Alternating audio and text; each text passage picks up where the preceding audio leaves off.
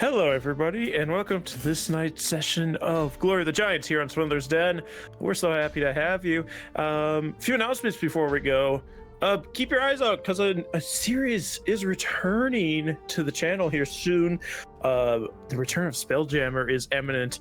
Should be any week now. Grizz, do you have any updates on when that would be out? Like what days it'd be out on? Or anything? Well, if we're alternate, it's either gonna be Fridays or it's gonna be every other Wednesday. So it's either gonna be every other Wednesday or it's gonna be on Fridays. We'll see. Yep. So yeah, to make schedule work, Giants and Spelljammer are going to be sharing recording days, and they'll flip every other week, or if like one group can't, they'll do the other. So we're going to be doing every other week with those two series. So you have more variety on what you want to watch coming up. But yeah, other than that, just be sure to follow us on all of our various social medias, especially the Discord, where the majority of our updates happen, as well as you can talk amongst fellow players and DMs, and all the cool people are there. But let's introduce my players for tonight. Kyle's not there. Kyle, he is there. He just doesn't talk to anybody. Oh, okay. I was gonna say Kyle's not cool.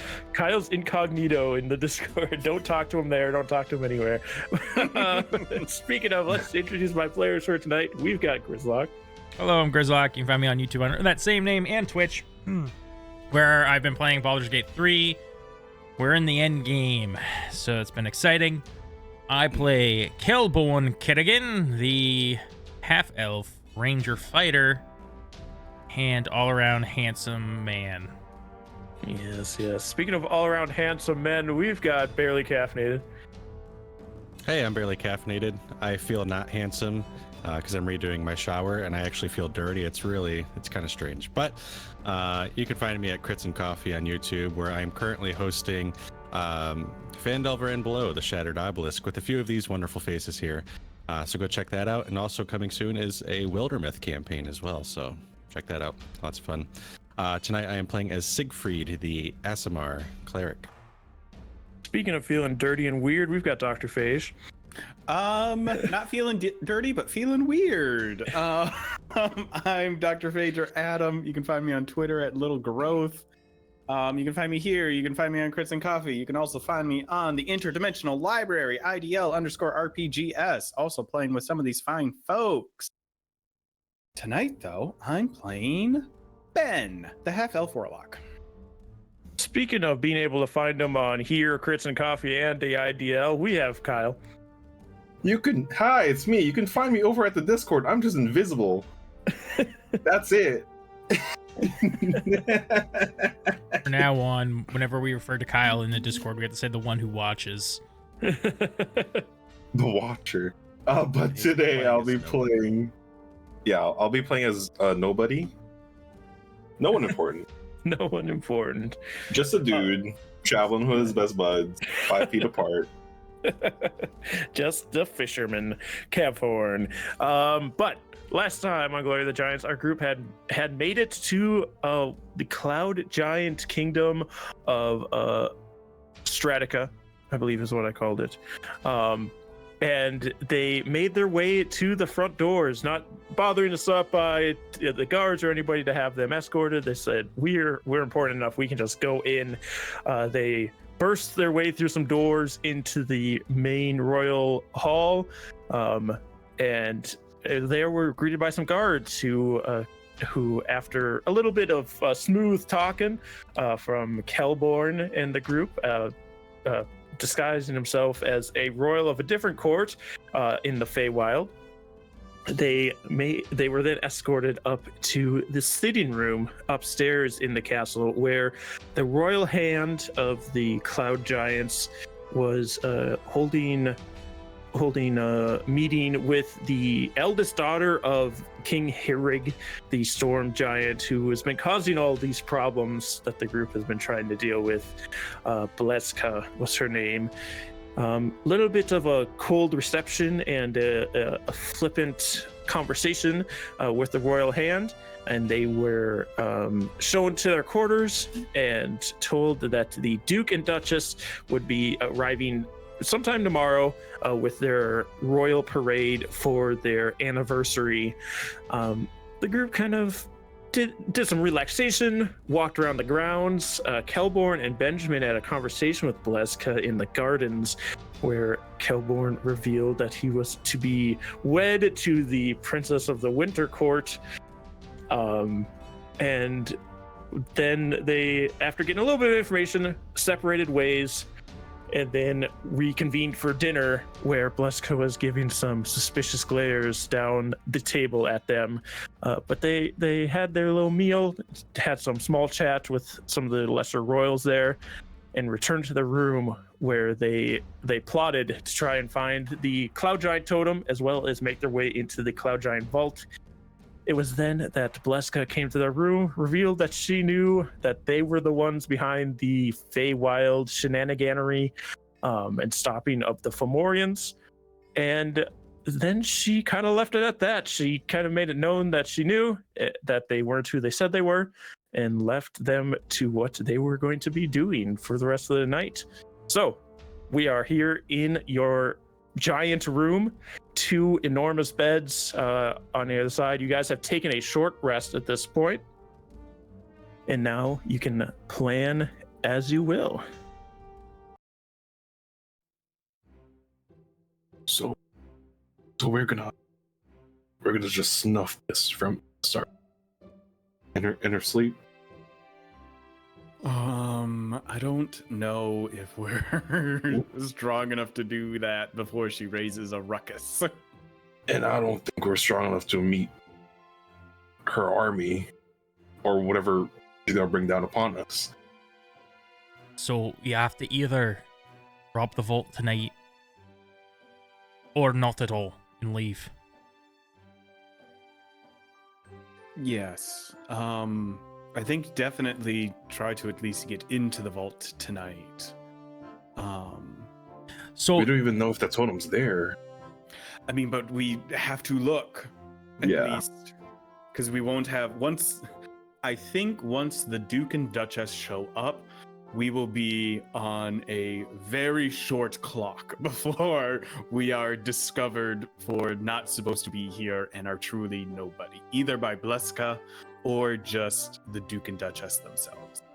So here's the thing, is that if we do rob the vaults, then they know it's us. There's no deniability. I was going to do a little something to maybe give us a bit of deniability. I picked up a new little trick that will last for 24 hours. And so I was going to leave a little message inside of the vault saying that, what the fuck? Lord Dirtus? Dirtus, yeah. Derdyss. Basically to the effect that Lord Dirtus was the one who, or that we were potentially an agent of him, or just something a little to throw some extra turmoil into the mix. They may not believe it, but it's at least something. Right? Well, I believe we should just go for it. Yes, I agree. What I know, because Huey's kind of been keeping an eye on this, how often are the guards coming by and checking the door? Now that is he still up there? I think so. I think I would have left him up there, just kind of like occasionally reporting in, but mostly just watching. Is he just sitting in one spot, or is he moving around while up there? I think he would probably be sitting in one spot, invisible on like the railing, because I think like how I envision it, there's like a railing that's like next to the stairs that points towards this hallway, like some way so that you could see the entire hallway. Okay, and how long is his dark vision?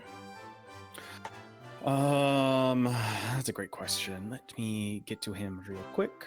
because I may readjust him if he wouldn't have eyes on the door, which is what I'd be more concerned about. He has 120 feet of dark vision. Okay, so he would have him... eyes on that door. He just couldn't see the entire hallway. Do a perception check with Huey as well. Okay. I may readjust him then as it was getting dark, so I would have eyes on all of it. Like have him hang out in a potted plant or something that was closer. Okay. That is a 15. That's not bad. 15. Yeah, so they've been coming by less now that it's night. I'll say it's about like 11:30ish at this point, and he hasn't seen one since about 10 o'clock. So you don't know if another one's coming by at another point or not. But Huey also notes that there is it's out of his dark vision sight, but at the end of the hall there is a loud snoring. Okay.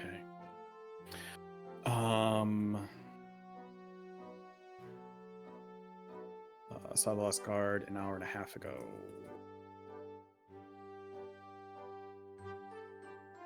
Loud snoring at the end. The guards are coming by less often. It's been about an hour and a half since Huey has last seen someone check on that door. But there is something sleeping at the end of the hallway. It could be the dog that we've yet to see. But it is.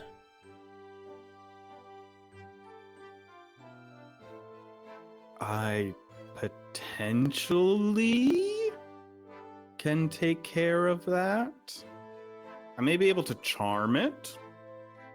And then we have an hour where the dog won't bother us. That's good. If only we had big enough food, we could feed it as well. Yeah. I think we would be the food for it. That'd probably be a hard sell.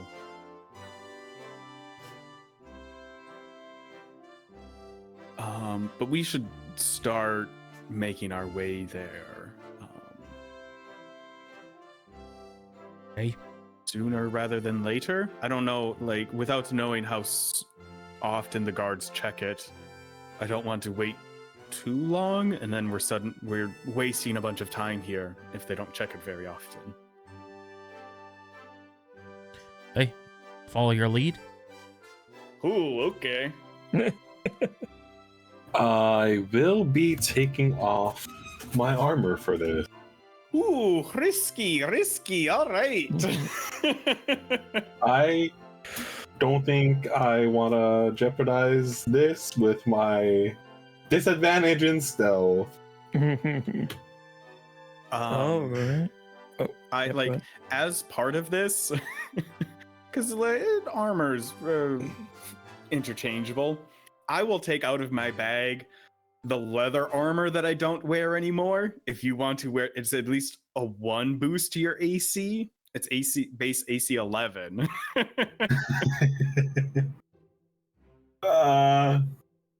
Sure. Up to you. Yeah. Ooh. Well, I should perhaps take off my armor as well. Ooh, okay. Whoa, we're all stripping now. We should invest in a breastplate. Is that what I have? I think that's what I got. I think so, it will make us Breastplate. Yeah. stealthier, which is good. We just really have to hope we don't get into combat then. Okay. I mean, I feel like if we get into combat at that state, it's over. I mean, yes, but it's even scarier when half of us aren't wearing armor that normally wear armor.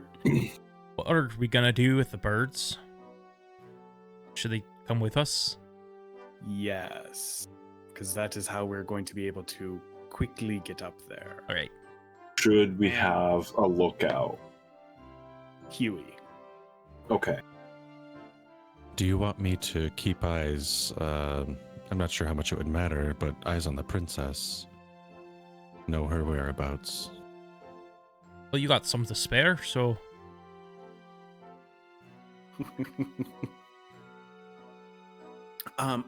What In what way would you be able to do that? Well,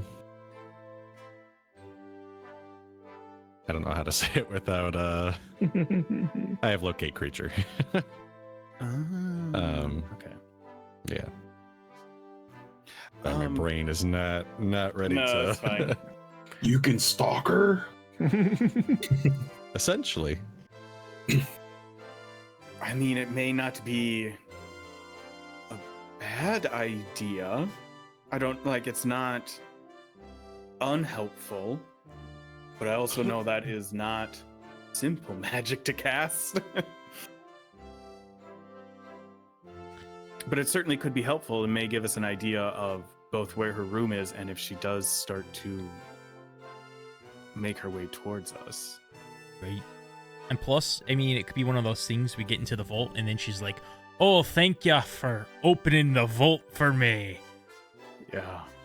You know. Yes. Also, there's the possibility that this key is into that vault. I mean, yeah, we're kind of assuming it's that door, but if it doesn't fit in there, then we gotta find it. So I'll only be able to maintain about an hour of concentration on her as well, so I will cast it at a later date. Or think later it's time. ready. Sorry, not date. You know where I would hide a key? we have the key. But you said that key might not be the key. Underneath the carpet. No, I tied it around the dog's neck. Or it's in the Duke and Duchess's chambers. Around the dog's neck. How about we just try the key first? Yep. Let's go. Yes. Yes. All right. So, what are y'all bringing with you? All of Our stuff. Even if we're not wearing armor, still have all of our You stuff. do have bags of holding, so you can put armor in there if you need to. Yeah. Having like mounted on our griffins so that we can easily make our way up and then start stealthing our way to the 3rd floor. Tavorn, you're bringing Owlbear Cub?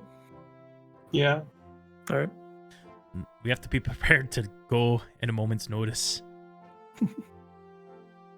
All right, how are you opening your door? Seed can Thaumaturgy. do thaumaturgy, correct? Would Yeah. that be loud? That's the thing you'll have to worry about. It is a verbal component, so every time you cast it, I will have you do a stealth check to see if you can do it quiet enough that it's not you yelling it. Like, obviously, that's oversimplifying it and like, oh, I could just not yell. But like, the stealth check is to be competent enough with what you're saying to have it work. So what I'll have you do is either a stealth or an arcana check. You can choose between the two of them. Have we not every time you tried cast to thaumaturgy. just open it with Or our because you're arms? cleric religion. I'll say with this one, it'll just take more steps. Like some of the other doors where Cavorn pushed them open with Siegfried's assistance, they weren't latched. Yours does have like a latch, like a doorknob to be able to open it. So Siegfried, I will give you 3 options. You can choose between Arcana, Religion because you're a cleric, or Stealth whenever you cast Thaumaturgy, or any spells with verbal components. All right. Is there any way I could assist him with this as a fellow caster? Or not? Kind of like rub his shoulders. I'm fishing for advantage, so I gotta If we- ask. If I we cover all his mouth. pray to Ilmater at the same time. I'll say if you also do a Stealth or Arcana check and get above a 10, you can give assistance to him. With the power of friendship combined. And only Benjamin can do that. Will it have any negative repercussions if I fail this? No, he just won't roll with advantage. Okay, I'll give it a shot then. I'll try a stealth check because that's a +1. Nope, I got a 3. Okay, So- flat roll for Siegfried then. You got it, Sig. Sieg. 8. An 8. I don't know which word to use for thaumaturgy, but whichever verbal component to use, it's loud enough that you think people might hear it if there's somebody outside listening close enough, and the door does swing open. These are really creaky doors. They should oil them more. Yep, we're just practicing our magic over here. That's all. Yep. Shut the fuck up. Also, the jig is up. You don't need to. Nobody. Night snack. Nobody. I immediately switch into talking in spores. Until we see someone, we don't have to say a word. And then we're allowed to leave our rooms at night. It's not like we're prisoners. Oh, but casting magic to get out is a bit strange. We're little. We can't open up the door. Alright. All right. You guys, as you do open the door, you do hear like snoring, loud snoring from rooms next to yours, because they're giants, and it's very loud compared to what you're used to. Now, what I'll need as you move through this hall is a stealth check. I'll say your griffins have to make the stealth check because they're the ones moving. But if your modifier is higher, you can use your modifier. The griffins get a +2. Yeah. Let's go. While we're doing this, like while we're making our way out, can I have Huey move down the hallway to maybe get eyes on what's snoring? Yeah. He is invisible still. Can I use my hero This is a point? group. You don't have one. This isn't Pathfinder. This is a group check, so as long as everybody else doesn't roll bad. I got an 11. Okay. Oh, mine wasn't as bad as I thought. I got an 18. 13. Okay. Smirk Male got an 18. An 18. All right. Okay. Yeah. Okay. The average of that is good enough to not wake up your neighbors as you move down this hall. I'm surprised my big beefy griffin is stealthy. Just quietly going. "Rrr, rrr." He's so strong, his wings just make no noise. He has to flap like once every 10 seconds, so it's just like, whoom, and then he goes so far. All right, this is a long hallway for you guys to go down. So Damn it. The stealth check covers this whole area, though, so you're fine. Mhm. But you do hear the snoring of different giants in their room sleeping. And I will say Huey begins to move down the hall. And as he gets about halfway, a little bit past halfway, you can see at the end of the hallway a large form. What kind of sight does Huey have? Is it devil sight? I believe so. So he can see in color in the darkness? Yes, he has devil sight. So Okay. I don't know if he can still see in color, but magical darkness doesn't impact his vision. Okay. Well, I'll just generally describe the form he sees. A large form sleeping on the ground. You can see like some of its skin is exposed, so it's like a lighter colored skin, but like around where the chest would be, and the waist would be, there's like really floofy fur, and then at the end of the tail, like a big poof of fur, and you can see 3 heads sleeping, each with like balls of fluff at the end of their long ears, and this large, like almost pompadour like floofs of cloud-like fur on the top of their heads.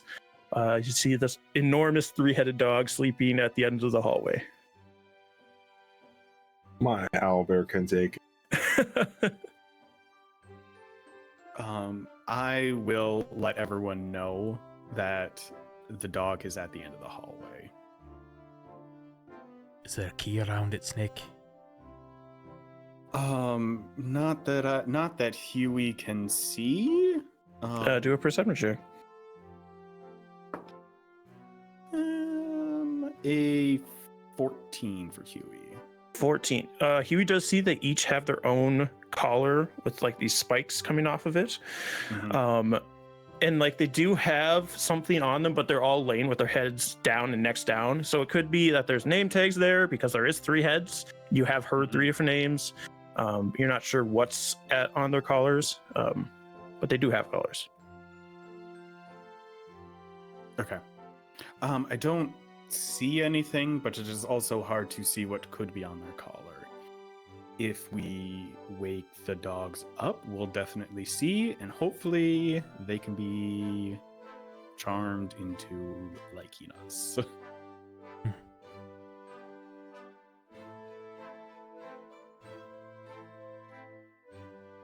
I will have Huey just like basically stay in that area to keep an eye on both the dog and if anyone else seems to be coming.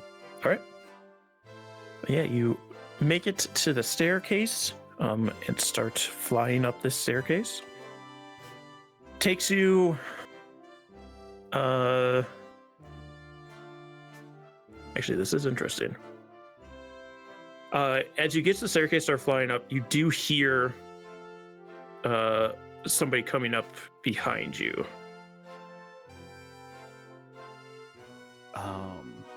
Is there a big potted plant we can hide in? Like, everything is huge here, so is there something we can duck behind? Yeah, either there's like a potted plant. The railings are large enough you could get behind those as well. So what I'll have everybody do is a new stealth check. Well, shit. Remember, +2 unless yours is better. 16. Let's go. Okay. 14. 13. Okay. Also 13. All right, yeah. You guys quickly steer your griffins behind different pieces of either furniture or just like parts of the railing as you see this cloud giant guard start climbing up the staircase holding like a glowing gem in his hand, using it as a light source as he heads up the stairs.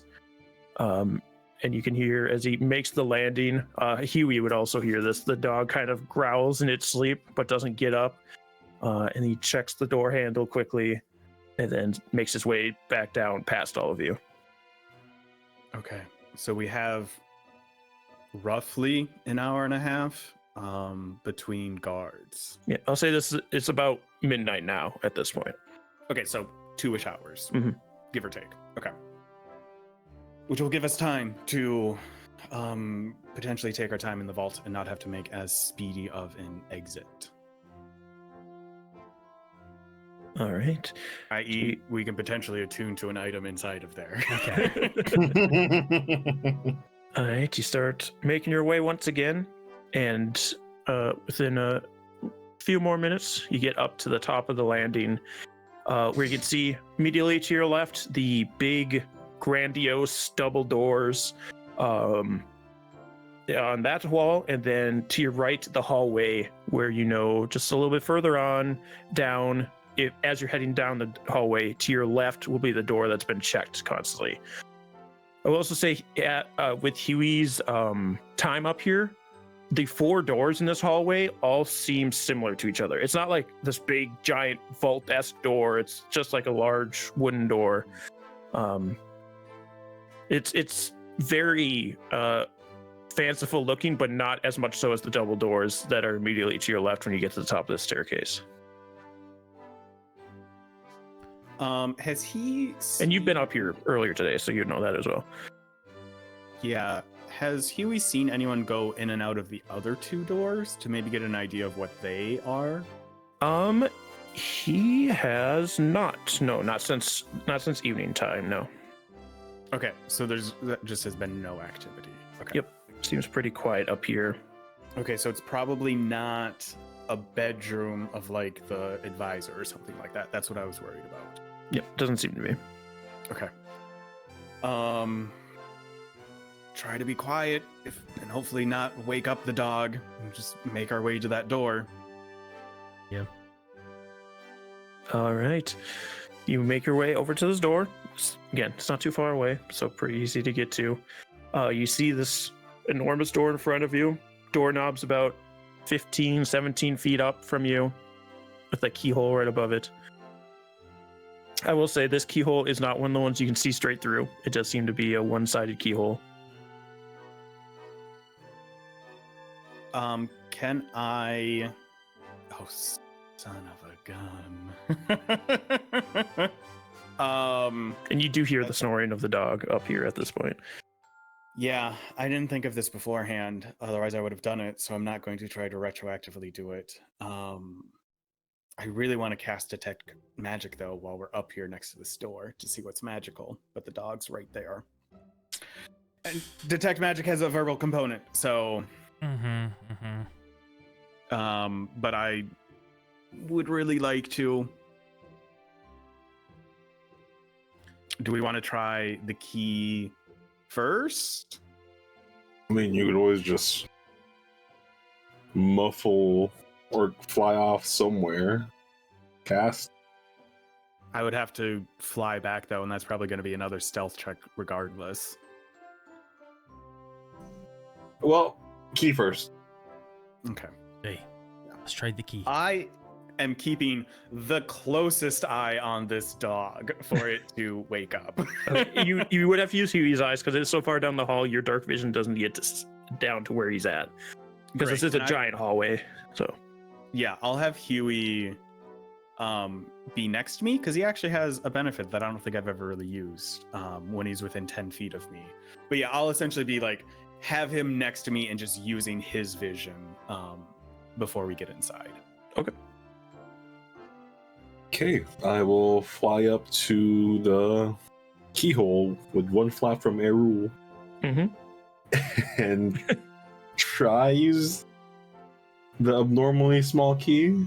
All right, you stick the small key in the keyhole, and it's too small, and it doesn't shift.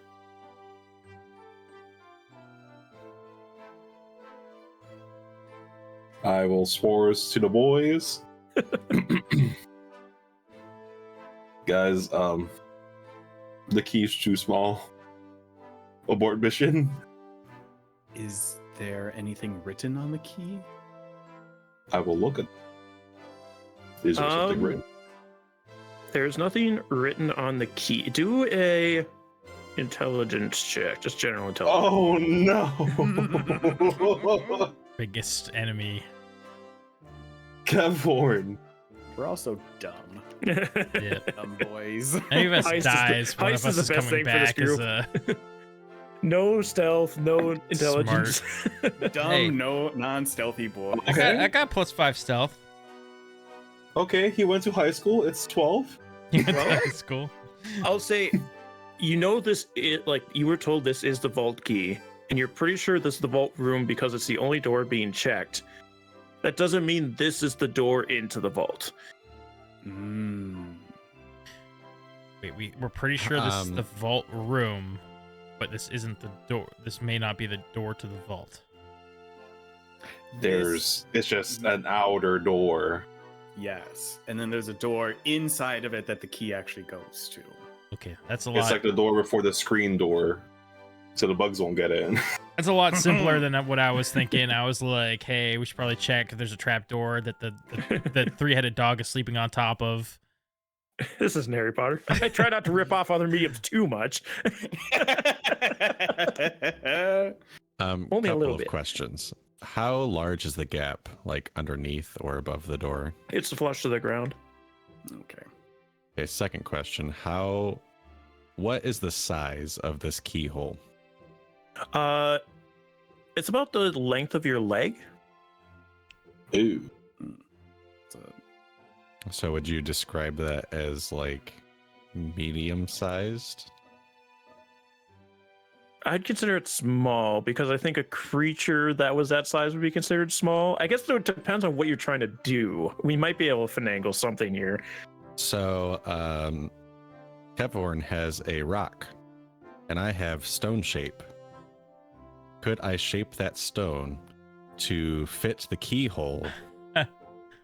This is interesting, and I really like this. Let me look at the wording on stone shape here to see how much control you have of this spell. This is also like this whole building is marble, so potentially we could just like next to the door make a little door for us to go through. That too. Stone object of medium or smaller size, or a section of stone no more than 5 feet in any dimension. So So I Bro. like yours. Let me touch a stone object, no more than 5 feet. For example, you can shape a large rock into a weapon. Oh, okay. Shape a stone doors, frame the seals, doors. I'll say you probably would know that you couldn't just make a hole in the wall because the wall would be too thick, considering the dimensions comparatively. But I think this would be possible. I am going to have a check only because it's a very intricate, specific key. I also am wondering, is there a verbal component to this? That would be the other thing, and I believe yes there is. Okay. So there will be 2 checks you'll have to do, but it is possible. This is a genius idea, though. I love Yes. this. Your brain power that went into this plan. I love that. It's a very good plan. Very good. That was so fucking smart. Someone went to high school. I will say Eric's, man. They get so many cool spells. the stealth check will be harder than the spell check, just because you have to beat the dog's passive. But the spell check will only be a 10, only because it is such a good, smart plan. I'm not going to make it very hard because you can like make weapons and shit out of stone shape. Mhm. But because it is an intricate key, that's why there is some kind of check to it. So DC 10 for either religion or arcana for the spell check. For the stealth check, again, you have those 3 options. And I'll allow Benjamin to try and do a roll to give you advantage as well. Could I Such a kind DM. change it up? Because I am more concerned about making sure the key goes successfully than our stealth check. Can I give them Okay. advantage on the key as opposed to stealth? Yes, but you could only do an arcana check for that. Okay, I'll try. That's a 19 arcana.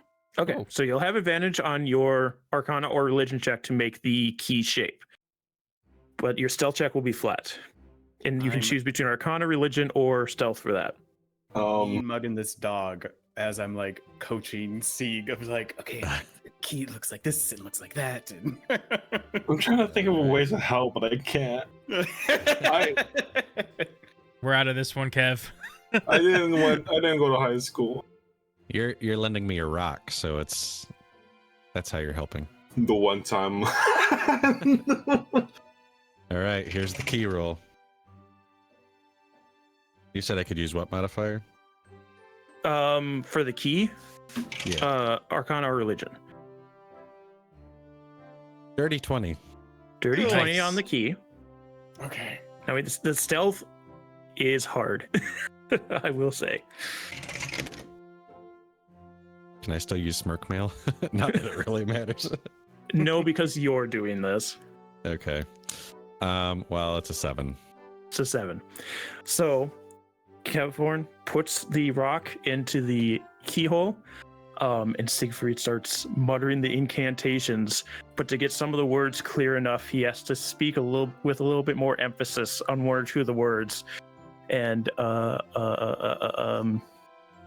Huey sees the left head start to growl and lift up into the air as it starts sniffing, as the other 2 start to rouse as well. I am going to cast Charm Monster using my keepsake to give it disadvantage on the Wisdom saving. All right. DC 17. DC 17.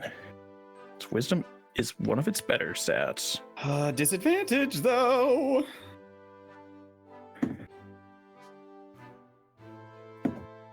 I will say I rolled. It got a 10, unfortunately. Condition immunities charmed.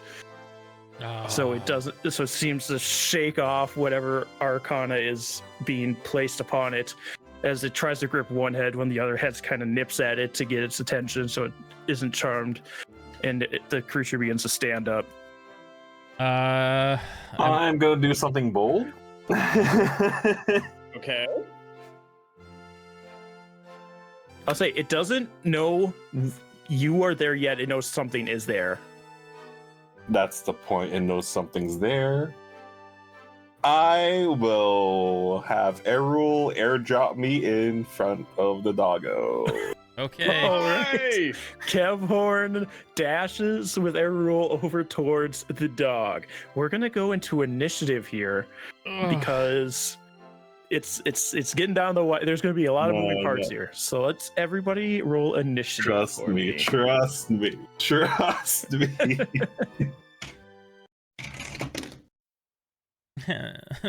Oy vey. I got a dirty 20. Me too. I got a dirty 10. Oh, smacked my microphone. Don't worry about that.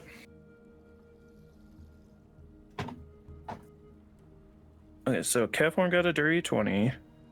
Kelborn got a 10. What did everybody else get?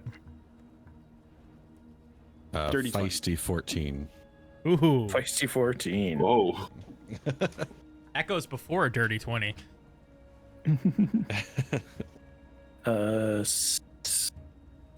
Sorry, the dog will go before Siegfried. No. I was going to cast confusion on it. I mean, I'm so slow. All right, so effectively, this dog is like right at the edge of Huey's vision. Huey has 150, right, or 120? 120. 120. So it is 120 feet away from where you are currently. Okay. But yeah, we start this initiative with Kevhorn. You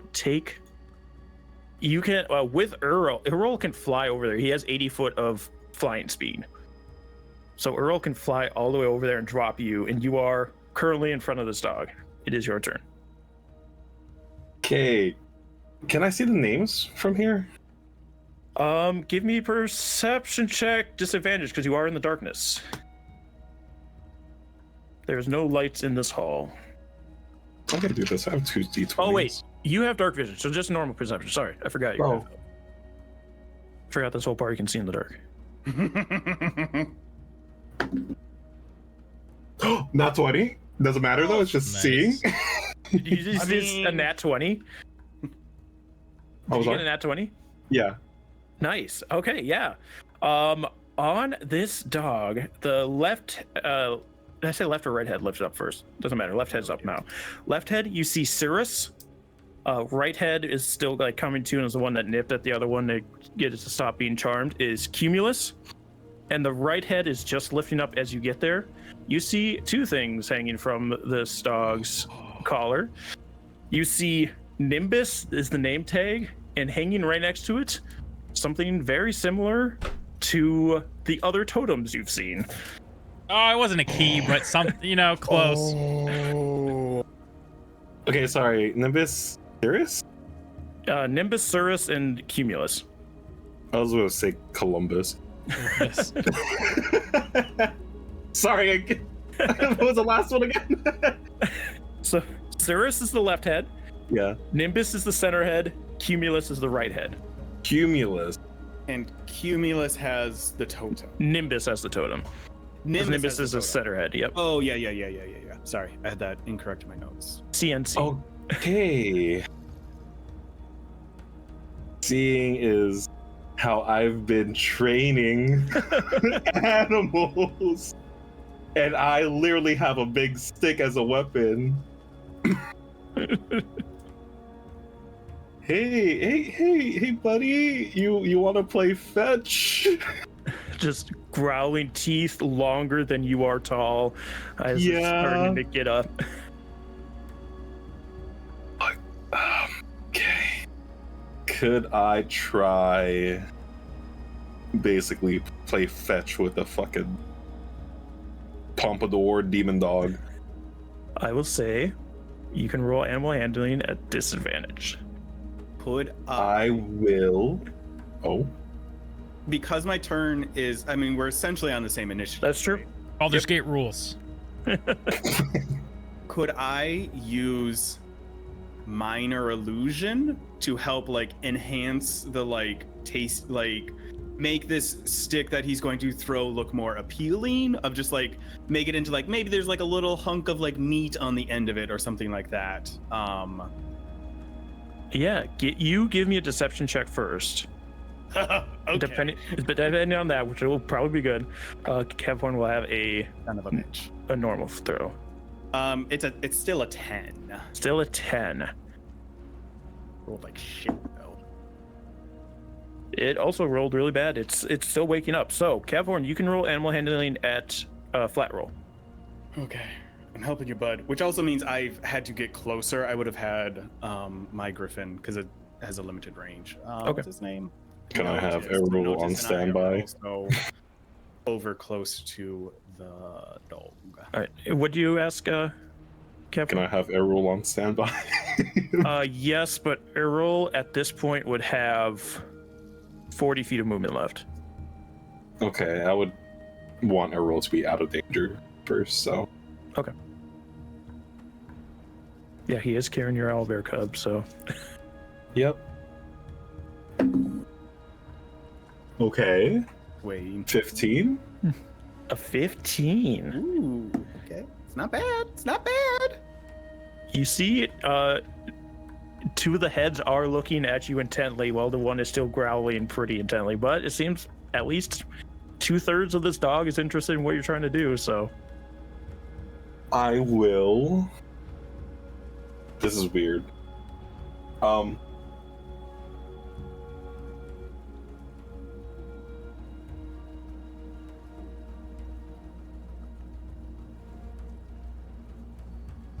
I didn't think this.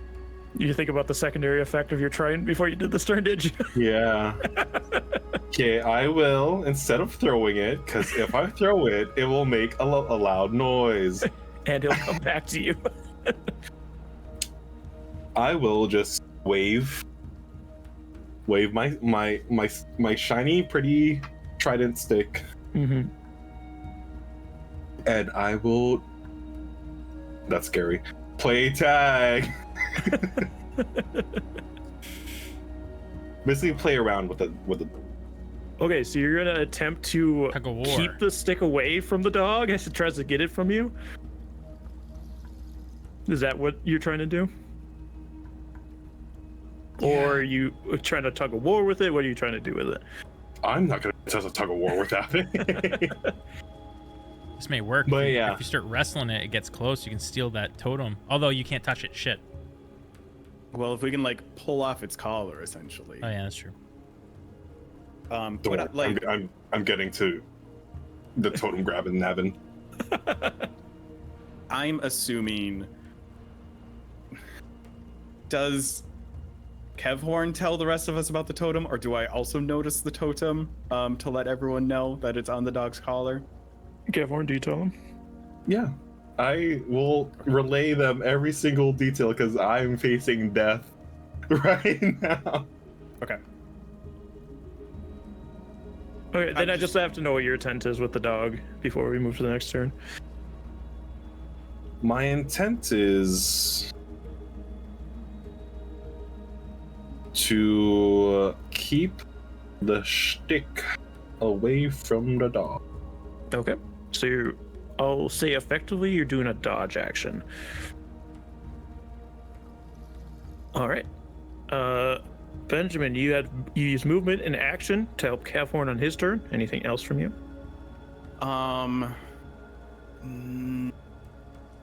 No. Let me just make sure what my actions are. I'm not gonna summon my anchor just for the sake of not trying to antagonize this creature.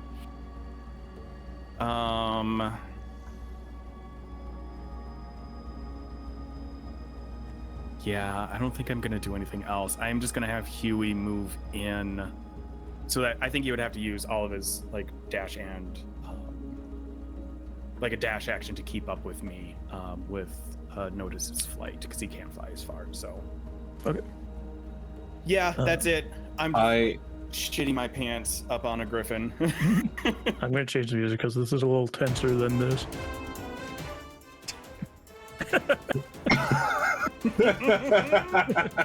All right, you fly forward. Huey comes forward. Anything else? No, that's all I got, unfortunately. All right, it is the dog's turn. So, effectively, you have two dogs that are willing to be a part of this, one that isn't. So, I'm going to roll 3 d20s.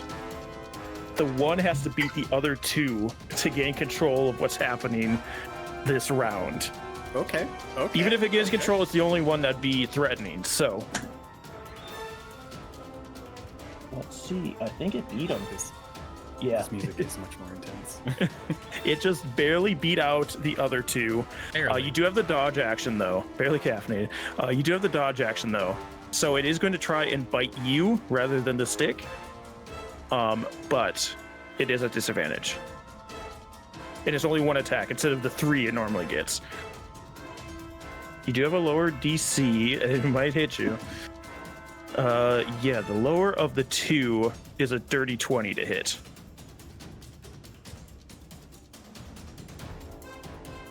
So, I believe that hits you with your non-armored self. Trying to think. Yeah. Can't even beat it with a shield? No. All right. Then it's going to bite. And it will do 10 points of piercing and 4 points of radiant damage. Oh. What's nervously? As Nimbus bites into your shoulder and there's a burst of this light energy that comes out of it. Nimbus, no.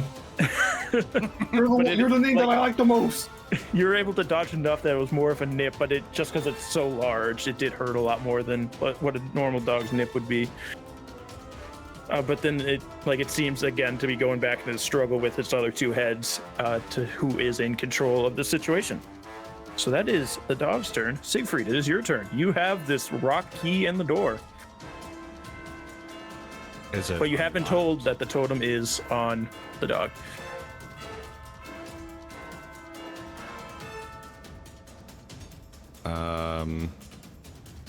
Siegfried's still gonna try to unlock the door. All right. It's a good plan. Very abrupt ending to that music. All right, yeah. You are easily enough able to turn this key, and the door unlocks. It would just once again be a strength check to open this thing. Or use my thaumaturgy. You can use your thaumaturgy. Give me again. I don't know how stealthy you're trying to be. There's a loud dog barking now. So you can either try to be stealthy about it or not. Up to you. I'll try to be stealthy, mainly so I don't attract anything else. Okay. Yeah. Roll me your however you're doing your stealth checks. Who has the key? Kevhorn? Kevhorn. Yes. Okay. If I go up to the door on my turn, can I use magic pockets to? No. We don't go that much into Baldur's Gate. 6. 6. So you, unfortunately, in this a moment of panic, you do say your incantations loud enough, but the door does open. And you see it swing open. In the room in front of you, there's like a small little entryway, maybe 15 feet long, and on the far side, there's a larger iron door with a keyhole in it. I think the vault is over here. I'll go in the vault, but you need to get that totem. No. Wait, didn't we agree it was Siegfried that was gonna get it? Yeah, but I don't want to die. Fair. Yeah, I don't know. Siegfried's gonna kind of stay where he is because I think he's kind of indecisive about what he's doing. Okay. Then it is Kelborn's turn. Dog's about 120 feet from you. It's biting Kevhorn. The one just bit Kevhorn. The other 2, for the moment, seem playful. We'll see how long that lasts. Can I make it flying on the griffin over there? Yep, the griffin can dash and make it over there. All right, I dash over there, jump off my griffin, go into might mode. So I double in size or whatever. Yep. Going giant. So you are a large creature now. My bonus action, as I'm falling through the sky, I'm attempting to behead the mean head. of this thing. Okay. Make an attack roll. Okay. It's been a hot minute. Give me a second here. I gotta make sure I pump Of all the everything into people this. to attack this dog, I didn't think Grizz would be the one to do it. I have a sword that allows me to behead things. I need to roll a nat 20, okay?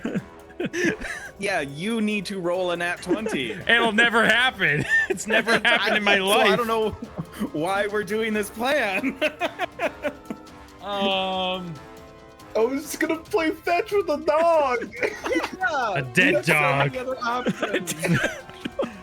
So that was a bonus Does action to dog become count giant. as a giant? Does it count as a giant? Don't you get extra damage towards giants? Oh, true. Yeah, that's right. Giants. It's not a giant creature. Yeah, so close, guys. It was 17. We almost had it. So 17 plus. So you're just gonna hit the dog instead. Yeah. 17 Alright. plus. What is it? A 10 I got? Yeah, plus 10. So Yeah, that 27. hits. That is. I took off my armor for this. I'm pumping in. So we got the sword damage, the psychic damage, the giant damage. Let me see what the runes take to proc.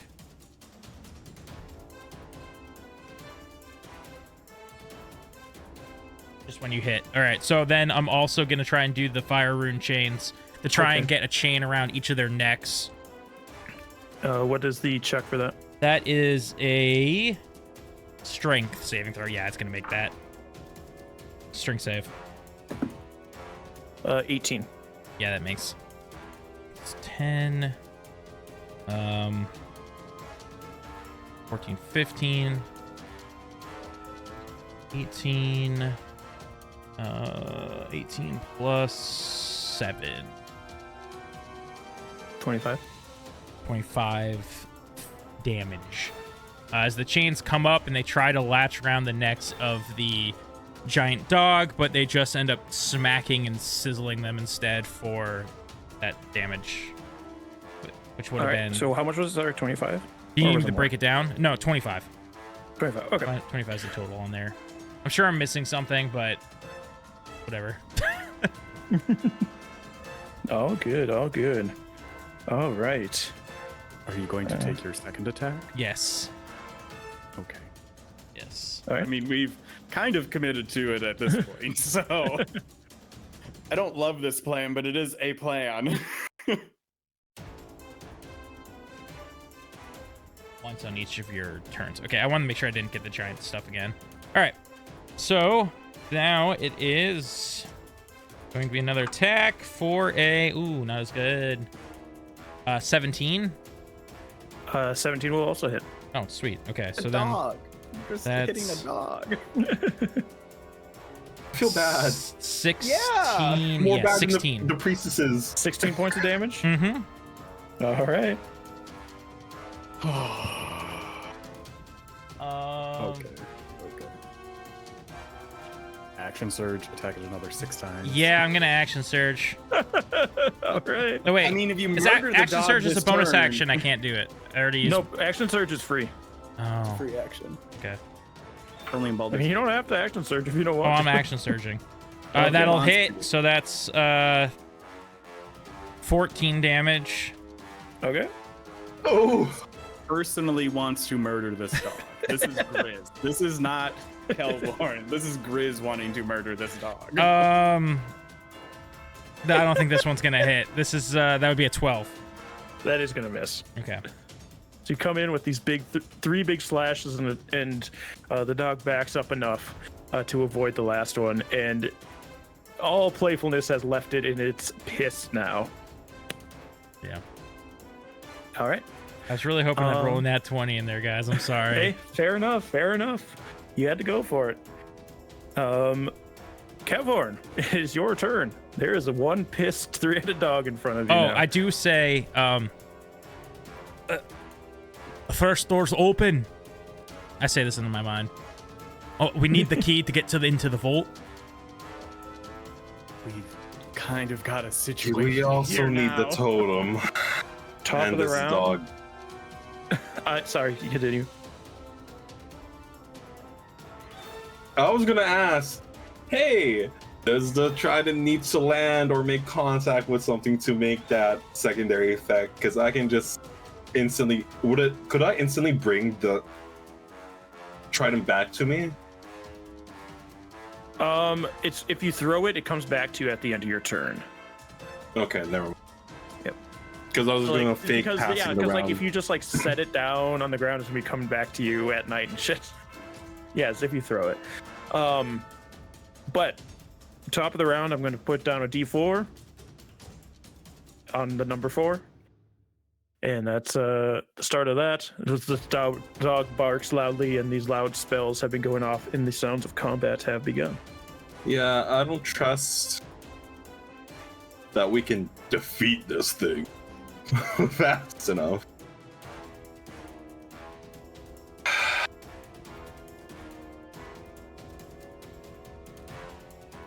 Can I have... This is gonna be scary. Can I spawn my Echo like mid-climb on like the dog's leg or something since I'm near it? And I will shadow the Colossus thing. I will say, give me an athletics check to see if it can hold on as you spawn it.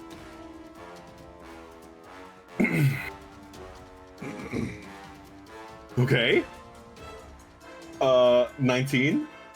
Yeah, you can spawn it up on the dog's leg. How far can you spawn it? I think it was 15 feet. Yeah, 15 feet of me. 15 feet. Yeah, you can get it like up on his shoulder. I need to get to that neck, cut the collar, and... Okay, so here's my plan.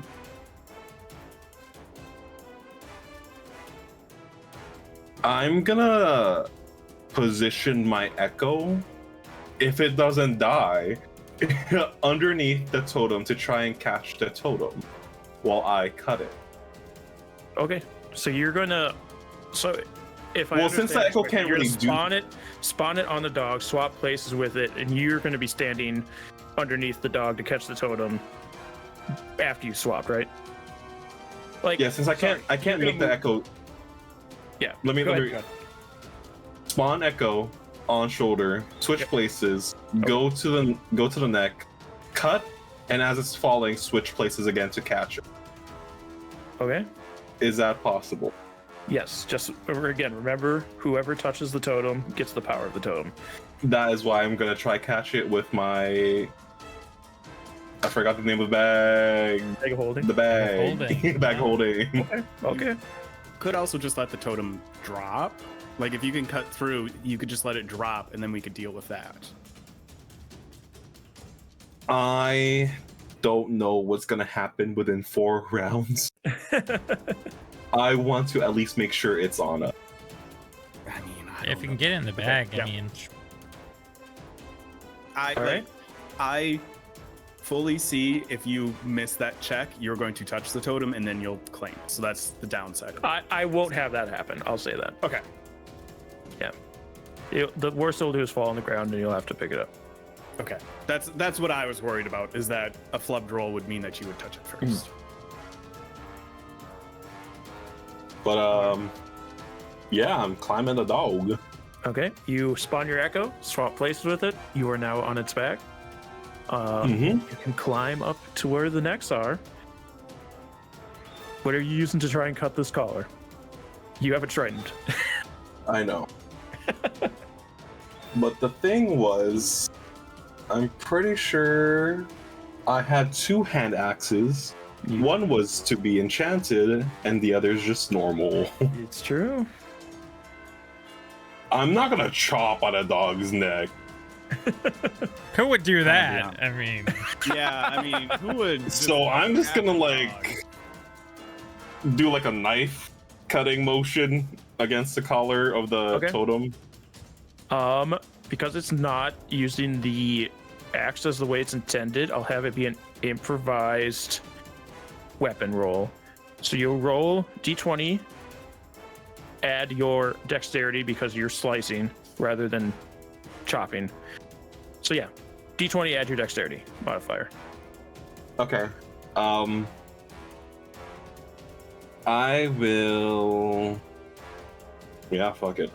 I am gonna use my innate ability to give myself advantage.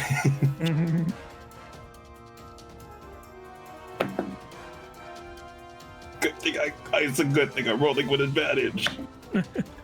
Oh, it's a good thing I'm rolling with advantage. Okay. 15 plus. Oh, it's just a 16. 16 will still do damage this round. What's the axes? Hand axes damage dice? It is. I need to put it in hand to see.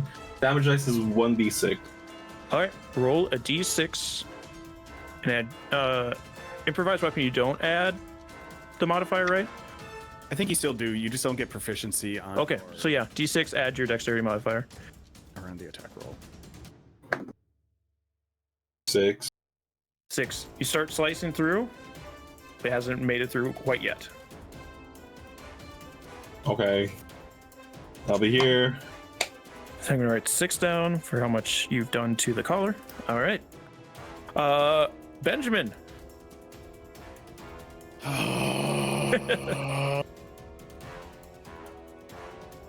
I am going to fly closer to this dog so Okay. that I am within 5 feet of it, so it has disadvantage on all of its attack rolls. All right. I am then going to, you son of a bitch, Kelborn. I'm going to. He made use a big command.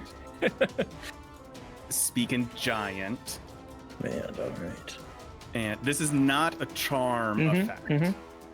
And I am going to tell the dog to sit as a modified version of the grovel spell. The grovel, All right. so that he will fall prone and end his turn. And just like Wisdom. in my most commanding giant voice of just telling it to sit. All right. It is a wisdom saving throw. I know, it's still a DC 17. Okay, that's pretty good. Just looking over all of its different things to make sure I don't miss anything. I know. I was gonna do this anyways, but it would have worked better. We're not built for heist. Natural 20 on the roll. Ah, Son of a bitch! or was that for me? Only I get them. It should have been me. It should have been me. Yeah. So it's again the heads just like are growling, and it seems to be getting ready to try and shake Kevhorn off. I will also use my bonus action to begrudgingly summon my anchor next to Kelborn to maybe help defend him, even though he doesn't deserve it in this moment. I don't understand what I did wrong. Why are you all looking at me like that? Hey, we all take big swings. There's just like a whispered spores of like, we'll talk about this later. All right, it is the dog's turn. It's going to try and shake you off first, Kevhorn. As I will say, Kelborn and Benjamin, you see inside of its mouth begin to glow. Great. I love that. That's a Hyper beam? What is it? Kevhorn, I need you to give me a strength saving throw, please. Oh boy. Do I want advantage? No, I believe. Strong boy. I gotta channel my inner rule. That is a. I can't. 23. 23, huh? You That- beat me? 24 does beat it. Ugh. So you fall, taking 5 points of damage as you hit the ground. But you aren't in range of what's about to happen. I do need from Benjamin Kelborn. Benjamin's Griffin Little bird didn't come up with you, right? Huey would be Huey. staying close. Okay, so Huey would also have to make this save. It's all dexterity save. Your griffins get a +2 to this save. Is this a spell or magical effect? No, it is a feature of the creature. Okay. I was just making sure because Huey can actually give me advantage on those checks, which is, Oh. I didn't realize that. You're saying our birds have to make a save as well or something? Your bird, yes, to drop you safely, it would have had to get, unless, well, you had 40 feet left. Would your bird have flown away after dropping you off?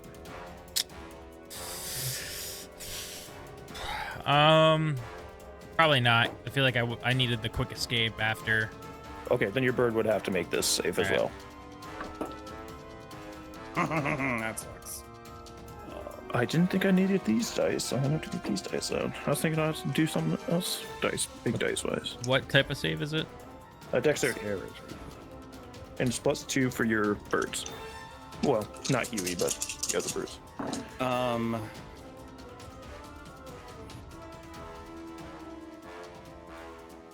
Well, the bird got a 15, I got a 10. Both fail. Ah. Oh wait, sorry. Griffin passes. Oh, good.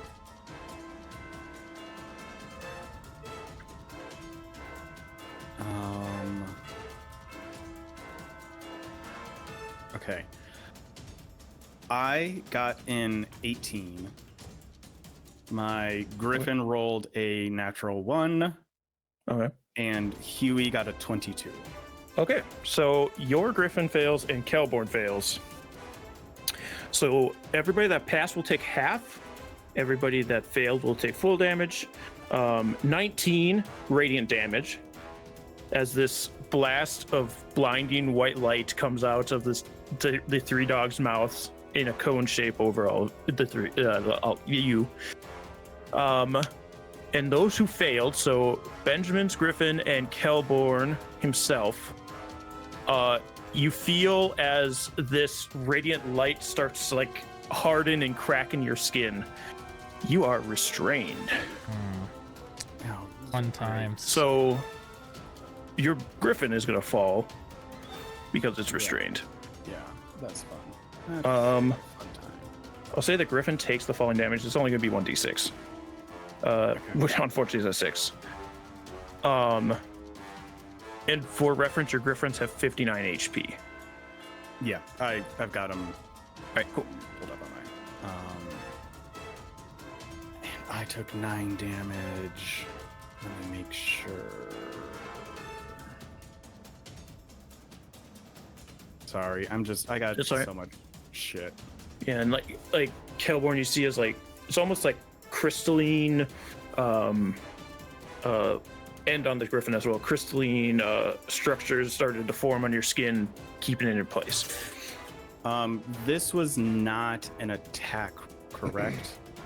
No, it wasn't an attack roll. No. Yep, No. Okay.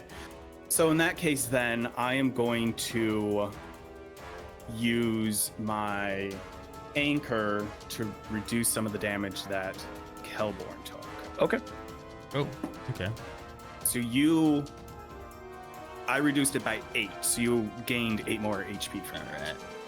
Thank Very you. nice. Damn. I rolled a D8 and I maxed out on it, so The dogs that's like the kind best I've rolled on the Guardian protection. the dogs kind of like shake their head, their long ears with the fluffs of fur at the end shaking back and forth as a little bit of steam comes out of their mouth and the light fades.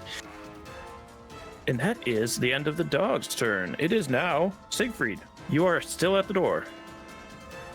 How far away am I from this dog? 120 feet. So if your Griffin dashed, it can get there. And the Griffin dashing would count as my action? Nope, it's the Griffin's action. Griffin has its own action economy. It has 80 foot of fly speed, so you don't have to get all the way there if you don't want to. Okay.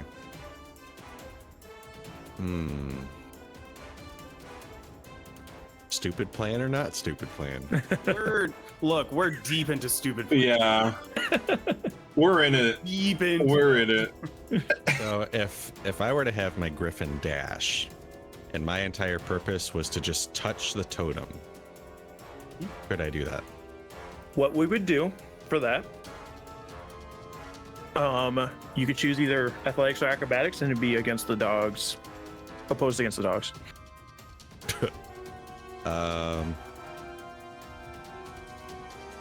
Let's do it. All right. I'd also allow sleight of hand for you, because you're sneakily trying to touch something. Yeah. This is all about big plays tonight, I guess.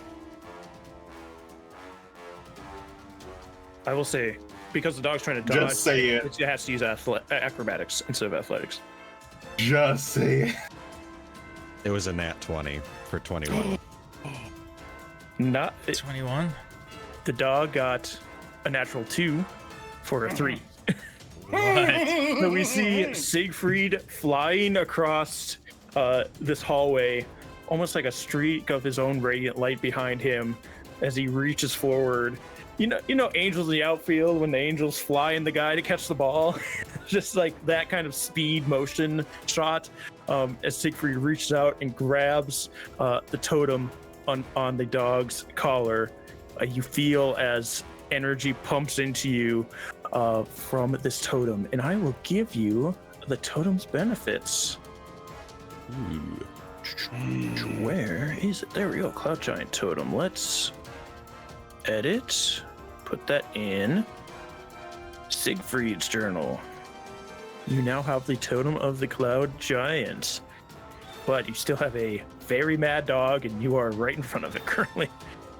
Yes. You do still have 40 foot of movement, but that would be leaving the dog's threatened range. Do I still have an action or no? You have an action, but your griffin wouldn't. Okay.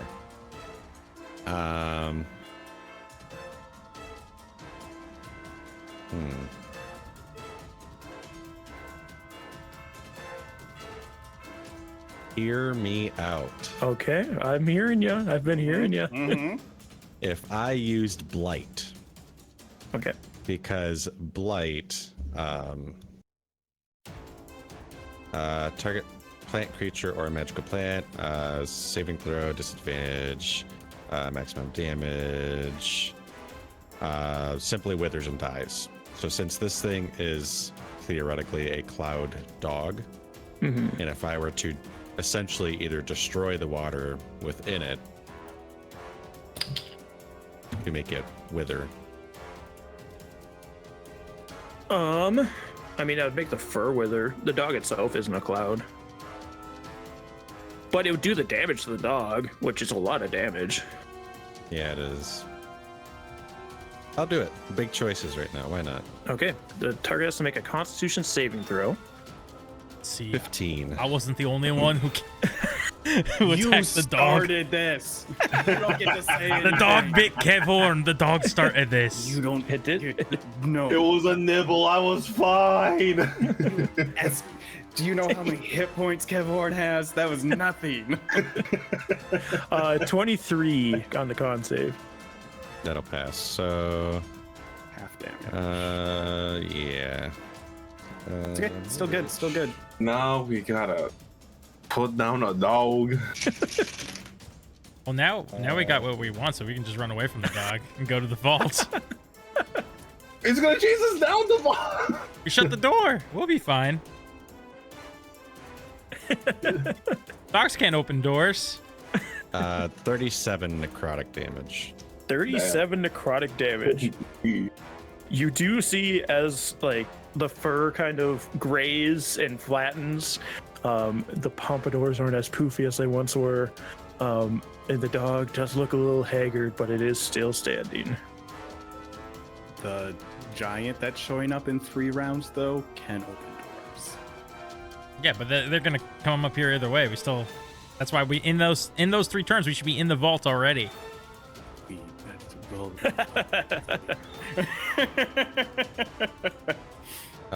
I guess I'm just gonna risk it, and I'm gonna start moving back towards. Okay, let me double check this.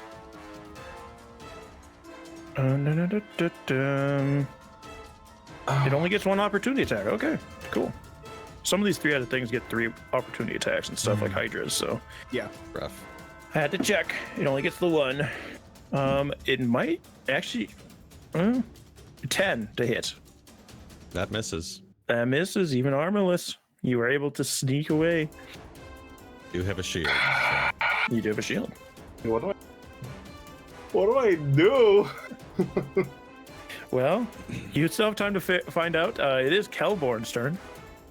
Do I have to make any sort of other save for this creeping thing on me? Oh, you are restrained. That is right. So what you can do as an action, you can make an athletics check to try and break out.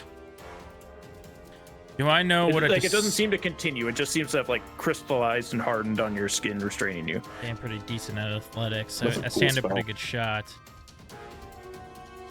Do I think that a dispel magic on this would also stop the effect of the creeping? Nope, this isn't a spell. It's just a feature the dog has. Yeah, it's not continuing. It's just Is like it magic solidified. though? Because I don't think it has to be a spell for dispel magic to Nope. work. It's not magic. It's just cloud crystals. Okay. In that case, I will try to break free. Hey, I I altered an attack! underworld- I attack! No! Did you not 20? I got a 20! You do break out of the crystalline structure as your Damn it. action. You are no longer restrained. Why? Is that my action? Yeah, it is your action. Damn it. Alright, But yes, peek behind the screen. I had to alter an underworld Cerberus to make it make sense as a cloud poodle. So No. it is radiant rather than fire. It's fun. This is all fun. It's all good stuff. so Siegfried looks like he's getting ready to roll. Bye. I'm going to I'm I gonna have the cast least mobility, so I guess what I'll say in my head. Are we killing this thing or are we going? I don't know. Are we killing this thing? No, I mean not if we don't have to. Really? It seemed like you wanted to kill this thing. You know, don't it- get to leave next. You watch you can always knock it out. you watch as I do say that. I'm like, you do not get to leave next. You don't get to leave before anyone else. If we can take this dog out of the equation of the shit sorb that's about to come down on us, I say 2 of us go to the vault and 2 of us try and knock this thing out. You should go to the vault because you have the key and you do not have armor on. On the back of the dog. what's it Or no, you're cost on the me ground. to like throw my bag of holding?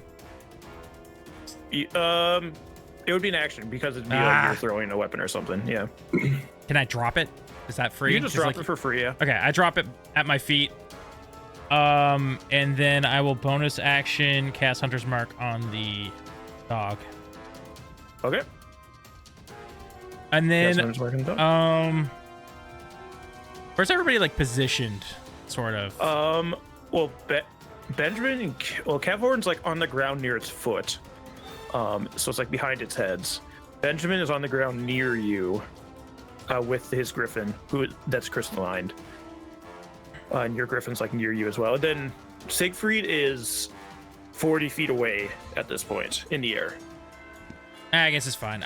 Is there anywhere is there anywhere I can move where like that beam that he shot earlier wouldn't be able to get everyone if I wouldn't be in it necessarily as like a more favorable spot for me to stand in so it doesn't get as many people? Yes, you could either move to your left or right or back up. It was a 30-foot cone, I'll say. So you would be able to back up. Well, you wouldn't be able to back up because you'd still be in the cone. You'd be right on the edge. But anywhere you move, you're going to get an opportunity attack. So left or right, you could get out of the cone. But I'll take an opportunity attack if I go left or right. Yes. The dog's already used his reaction because he just used it on Seek. That's true. You could just Okay, walk. I'll move left left. or right. Okay, yeah. And You walk that's to the that's left. my turn. Get out of the cone range. And that is your turn. That means we're back to the top. Dice counts down. One more turn. Are we at 2 or 3? 3. 3. Okay. Yep, I started it a turn in, so. Yeah. Yep. And remember, I dropped my bag of holding, so. You dropped your bag of holding. Kevlorn. Are you sure you want me to be the one? You have the key. You don't have armor. Go. Your griffin is also still up. My griffin is down. I cannot leave this. Where's my griffin position in all this? Is it just up in the air? Away from the... Yes, it's up in the air. I'll say it's 40 feet away because you wanted it to move to be safe. So it is 40 feet in the air currently. Could I have had my griffin move away to 40 feet so it's away from the X cone? Yeah, you could have it move just 40 feet if you want. Cool. Okay, so what I'm gonna do is... Is it an action to pick up? No. Okay. I will... It's been a while since I've used this. I will have 3 of me pop up. All right. And I will, as I am running for that extra bag of holding, I will... Oh, I can't communicate with Errol through sports, so I have to shout to it. Doesn't matter. We've made noise. It doesn't matter. Okay. I will shout to. I will shout to Errol to swoop down and pick me up. Okay. He uses 40 feet to get to you. And we will fly towards the ball. All right. You can get up to the first door then. So you have 15 feet until the vault door, but that's all Errol's movement. I've used 40 feet to get to the bag, right? Or was of your movement or the birds? of my own. Of your own? I'll say you had to use 10 to get to the bag. Because you're pretty close. These are stairs.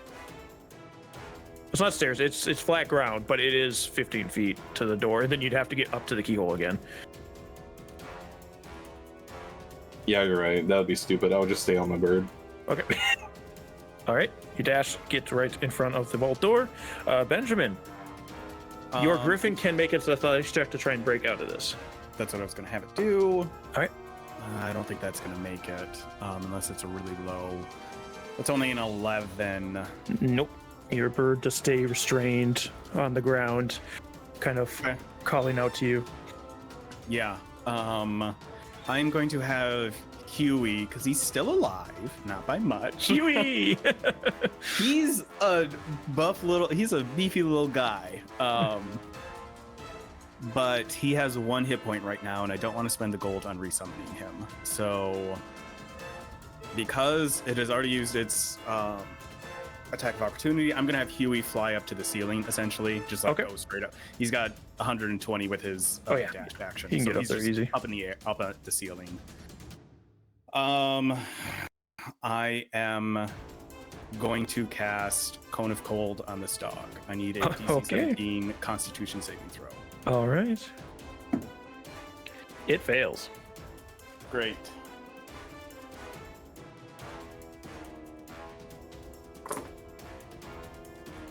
Okay, puppy.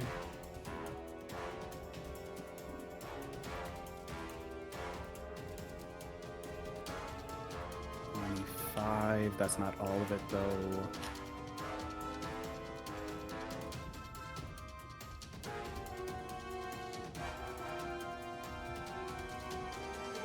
That is 40 cold damage to this dog.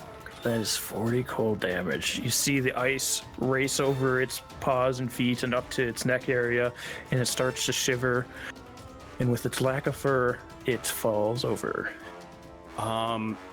It does not fall over because a creature killed by the spell becomes a frozen statue. Oh, then it stands still, and you see ice creep over this dog as it becomes an ice statue in front of you.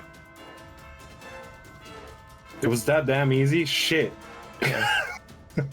Surprisingly, for the Underworld Cerberus, having a different stat block than a two-headed Cerberus, it doesn't have a ton of health.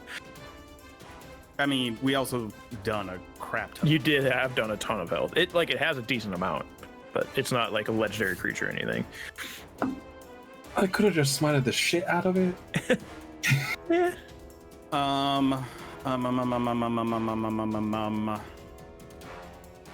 So a question about not- this door. The door, does it have like a keyhole from the inside as well, or is it just the outside? Just the outside. Okay.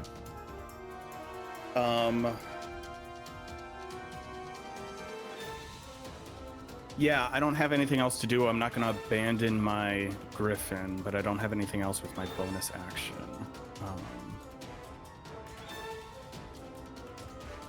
Actually, fuck it. Just for the sake of like having extra safety, I'm gonna summon my shark. So just have it next. Okay.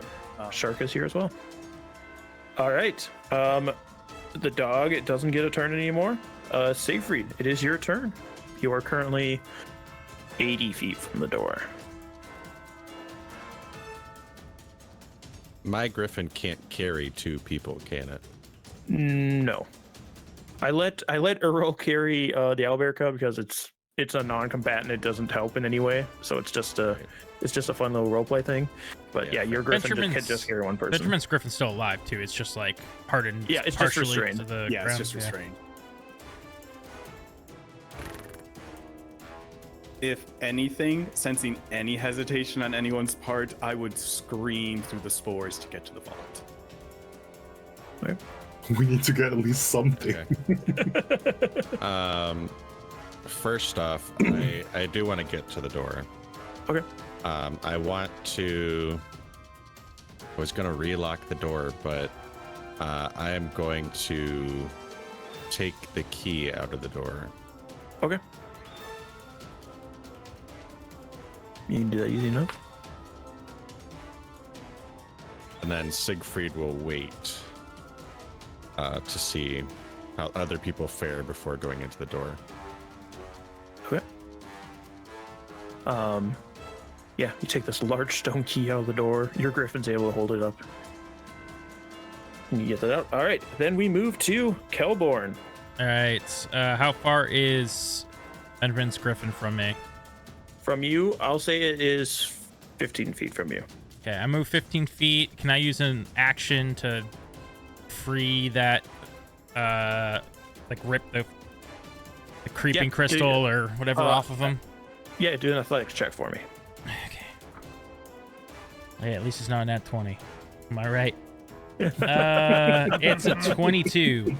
22, yeah, you are able to rip the crystals from this griffin as it starts to flap its wings. And then I call Ophian to me as I run my remaining 15 feet toward it.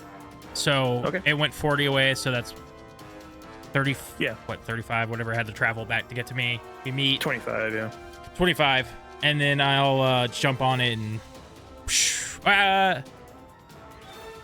Yes. yeah, You can I'll get all start the way to the sailing vault toward door. the vault. And then is there any like this hallway, does it have like windows to the outside? There are two large windows above like the stairwell, but the rest of the hall is just marble walls. Okay, and the stairwell was like the way we came up, right?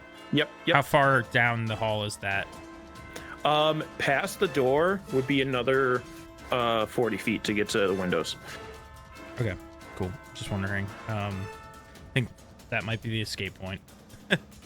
Okay. Yes. These are large windows that you'd have to break through to get out. Right. Of, That's but why you I was contemplating. But since I freed the other Griffin, that's my action anyway, so I couldn't attack it right now. All right. So yeah, I suppose that's my turn. All right. Die marks down to 2. And we get to Kevhorn, who is 15 feet from the vault door. I will go up to it. Just a keyword. You put the key in, and it starts to enlarge to the key size, and you're able to turn it, and the door is unlocked.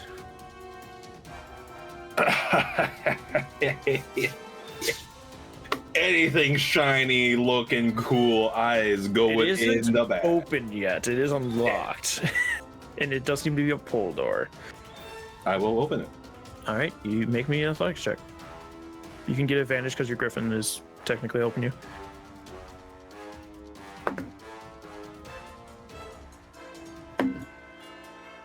Uh, 22.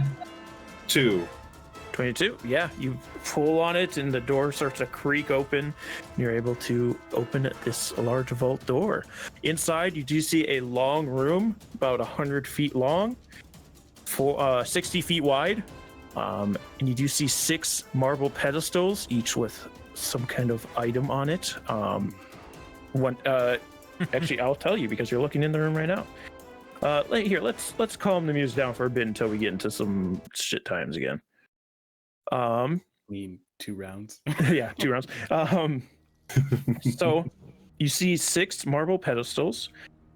One has some kind of fanciful bracelet on it that seems to have like golden chains that go out to rings.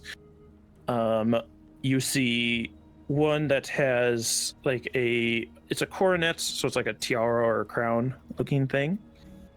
You see one has 4 small gemstone figurines that kind of look like some kind of beasts. You see one with a large ring, one with a large war horn, and one with I thought there's another. I think that's when the totem was in there, maybe not. Yeah, there's just one empty one on the far side. You do also see 2 large standing suits of armor on like mannequins on the far side of the room, in between like the last 2 pedestals on either side. And on the far side of the room there is a large gilded harp, and the stand of the harp is sculpted to look like a large cloud giant and she looks to be playing the strings. Is there just piles of gold all over the place, or is that not really what this has got going on? Nope, doesn't have any in it. Just items. Okay. They're not Scrooge McDuckin.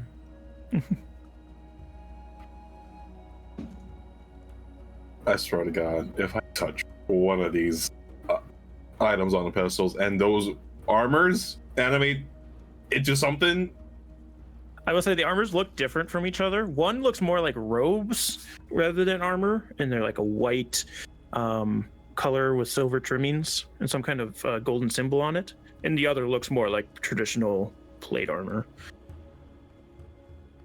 but fanciful. It's not like plain. Would it fit any of us? Not currently. Everything in this room is giant sized currently. But is it well known, like I think this is the way that you do it, Baka, that magic items resize to you when you attune? Yep, if they are items that you can attune to, they will resize to you. I will try and get everything.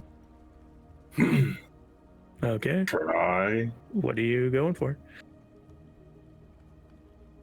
I will say the closest things to you right now, on your left side on the pedestal, about 20 feet from you, will be the bracelet with the rings attached by golden chains. On the right side is going to be the coronet.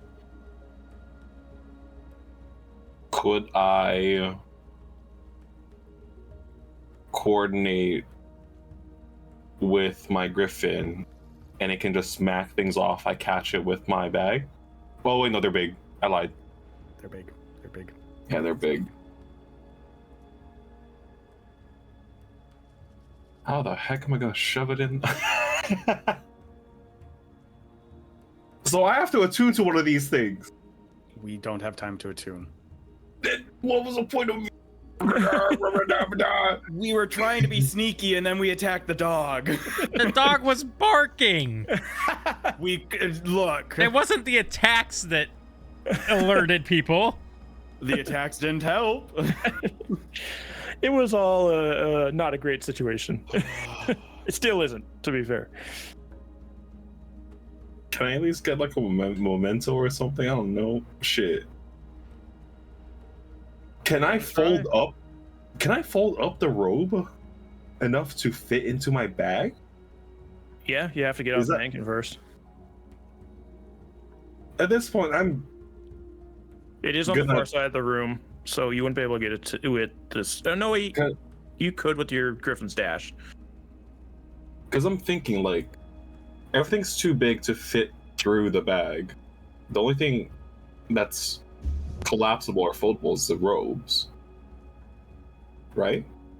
I will say that, and the ring and the bracelets would fit in your bag at their current size. Okay, can I? And the figurines.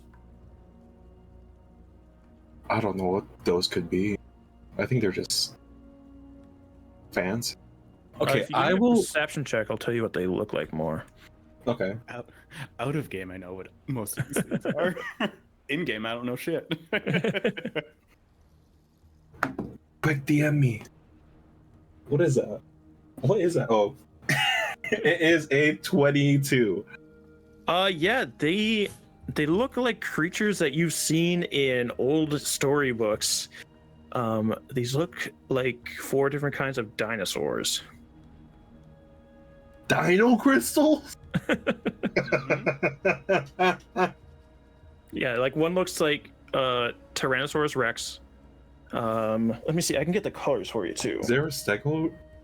I don't think there's a stegosaur. Let me see. I like stegosaur. Is there There's one of the a green? There's a green Tyrannosaurus Rex, a red Triceratops, or more particular, a cerulean Triceratops, Jasper Tyrannosaurus Rex, a Pyrite, a Plesiosaurus, and a Kyanite Pteranodon. What's a Plesiosaurus? It's like a Loch Ness monster. Oh wait, Nessie. Yeah. Yeah. Nessie. That's the non-canonical name of the owlbear. Hey guys, guess what? Good to know. The owlbear finally gets a name in session 24. Hoot? Yeah, it's just hanging there looking in the You wall. had a name all along. I just never mentioned it. Now that you've named it, it starts growing. It grows its own sets of wings. Turns into its true form. Flies away. Shit, I kind of the items I would like the most is those dino crystals and the ring. Okay, you could get to one or the other this turn. Can I get to ring first? Okay, you fly over to the ring. Can I shove it? You're gonna try and grab it. Yeah. All right. You reach your hand out, and you feel, as you're getting close to it, almost like arcane strings you being pushed through. And as you do, the room begins to fill with this cloud. And anybody looking in the room starts to see just gray cloud fill up the room. And Kevhorn, from you and your griffin, I'm going to need a Constitution saving throw, please. This better not be the end of Erul. Griffin's. I don't care if I die. I don't think this will kill him if he fails. It won't kill him. That is.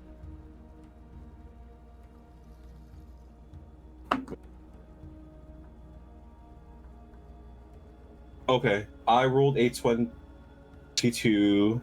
Errol rolled a 19 plus 6, 25. Both you will pass. You Wait, sorry.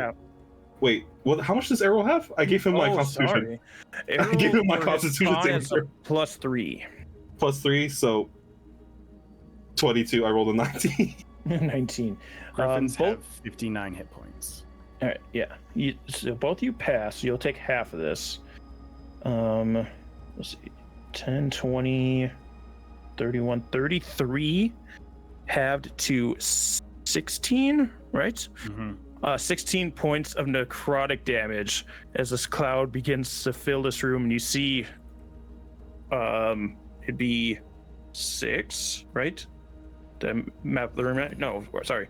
It'd be 3 long and then 5 rows of magical glyphs start to form on the ground and on the ceiling, spilling this cloud out into this room. Casting a spell in here. But you do pick up this ring and put it into the bag of holding. Is that the end of my turn? That is the end of your turn. Oh, sorry. Your griffin could dash. And you'd be able to get out of the room. Let me just make sure this isn't. I don't think it is rough terrain to fly through. No, it isn't. Would it be fast? How far apart? No, sorry, that's the cloud moving. Never mind. You're fine. Oh, okay. How far apart are the podium or the pedestal? Sorry. The pedestal. So the room was 60 foot wide. So the other pedestal will be 40 feet from you. So you could get into another pedestal this turn if you'd like. But it would eat up 40 feet of your movement. You'd only have 40 feet left, and you'd be just outside, just short of getting outside this room if you wanted to get out of this room this turn.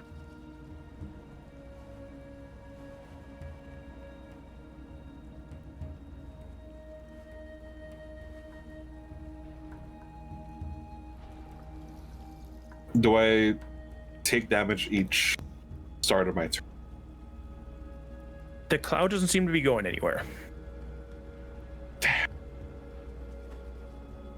I'm trying to think, because I kind of want that bracelet or the dino crystals. Yeah, and I think I'm pretty sure I can survive another round if it damages me at each start of my turn. Can your griffin survive another round? That's what I'm saying. Griffin only took 16 and it has 59, so depends on if it fails. I will keep going for another one. All right, what are you gonna go for? Can I get the dino crystals? Okay. Yeah, I'll allow you to pick up the dino crystals this turn as well. So you can add 4 dinosaur gems. I actually have most of these, and I'll give them to you after. So what's your 2 of them? Dino crystal. Except for the dino crystals, you don't have 2 of those. You just keep those. And then I will be gunning for the bracelet next. All right. Turn. So next turn, you'll be ready for the bracelet. Benjamin, your griffin stands up from prone. It is moves half the movement, so has 40 foot left normally. Or no, wait. That's just its walking speed, so it only loses 15 feet. Okay, great, excellent. So I have 65 flying. You'd have more than that. With its normal, and then 80 on top of that with a dash. Yes. Okay. I'm going to get on my griffin and like fly to the door. See the scary mist inside of there. Do you all have that covered? Are you talking about the scary mist, or do you mean the? Do you mean the mist or the items? Both. Kev, hold on. Did you see what caused the fog? No. Shite. Did I see what caused the fog? For a moment, yes. You did see the glyphs light up, but now the room is heavily obscured. Shit. But you do see the clouds themselves, which are maybe what you can possibly get rid of. I might be able to dispel it. That's okay. I'm gonna try and secure our exit. I will say, to not fully bait you, you did see a bunch of glyphs cause these spells, so there's possibly more than one. There's likely more than one spell causing these clouds. So dispelling just one wouldn't get rid of all of it, but Might get rid of some of it. Edit. Okay. Whose turn is it right now? It's my turn. Yeah, Benjamin, sir. Okay, I am going to use as much of my griffin's movement as I need to get towards the windows. Yeah.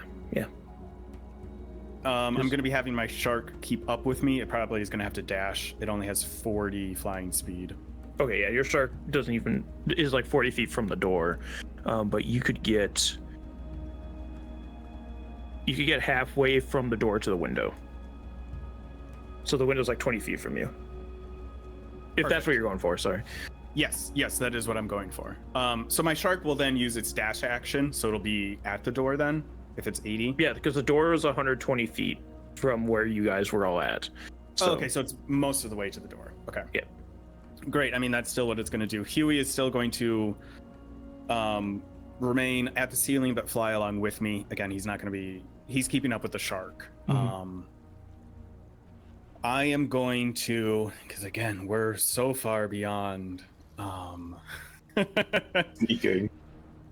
Yeah, being sneaking. I'm going to cast Shatter on the window. All right. Which is a DC 17 Constitution saving throw, and it has disadvantage because it is made out of stone, crystal, or metal. That is correct. It fails. And sorry there's no map, everybody. I don't know where things were going to take place, so I didn't make a map of the entire castle. Ooh, I see it. That's in my really head. good damage. That's all you need. T to the mind, baby. That's 26 thunder damage to the 26 thunder damage will be enough as you cast a shatter. Just the what's the radius on shatter? Is it 20 feet? It is 20-foot diameter. Yeah, 10-foot Yep. radius. This 20-foot hole breaks into this enormous window, and you see the darkness outside, and you definitely hear shouting coming from downstairs. They don't seem to be up the stairs quite yet, but they're on their way. I was gonna say I can't see which. They haven't started making their way up the stairs yet. Correct? Nope, you don't see anybody coming upstairs yet. Okay, I am still going to use my bonus action at the, because I can cast it out 60 feet. I'm going to resummon my anchor in the middle of the steps. I know they're huge stairways, but in the middle of the steps, towards where opposite of our, so it would be like looking at the steps, I believe, to the left of where the princess was sleeping. So down that hallway, 60 Okay, feet yeah, down that hers staircase. would be to the right then, because you came up the left side Okay, yeah, whatever. from where you're looking at now. But yeah, the princess side. Yep. All right. Yeah. How far away can you cast that? I can cast it 60 feet away from me. Okay, so 60 feet away from you. Cool. All right. Yeah, and I'm just now like, I am keeping a lookout for wherever giants are coming from. Okay. Hey, for how bad this looked, it's not going terribly for you guys currently. Siegfried, is there anything you want to do on your turn? You're currently outside the room. The room is filled with this cloud that is obscuring your vision, so you can't see Kefhorn or any of the items in there. How is this castle lit? Are there like it is not. So the guard brought by his own crystal to kind of like a flashlight almost. But yeah, it's the upper floor. It has no light in it. Gotcha. There's a little bit of light, like moonlight, coming through the window, especially now that there's a hole in the one. But yeah, it is not lit up. Okay. I know we kind of talked about negating the glyphs. And I know you said that it's multiple spells are at work here. Mm-hmm. Could I determine that the clouds were necrotic in some way, since I'm celestial? I get resistance to necrotic damage. I'm trying to see if there would be a way that I would know, and two, if I could negate some of it. You're trying to negate it from Kevhorn or from yourself, if you figure this out. From Kevhorn. So Kevhorn can't be seen. right now, so you have to be able to see him. There might be something that you can do it without seeing him, but give me an Arcana check first, just to see if you know what spell's happening here. 8. An 8. You're not quite sure, no. You just know whatever Kevhorn did triggered these glyphs to go off to cast some kind of spell. Is there anything else I can see in this room that could possibly deactivate these glyphs? Not from what you can see. No, this entry space that you're in is just like a small room that kind of just breaks up the vault door from the main hall, so there's not like a direct access to it. You do see the clouds are kind of moving out into this entryway. So you think with enough time, the cloud would just move out of the room, but that means it's also in the room with you. So, Right. Or you could close the door and keep the cloud in. All right, and then one more question, I guess. Okay. With the way that this lock works, with me removing the key, is the door still currently unlocked? It is, yes.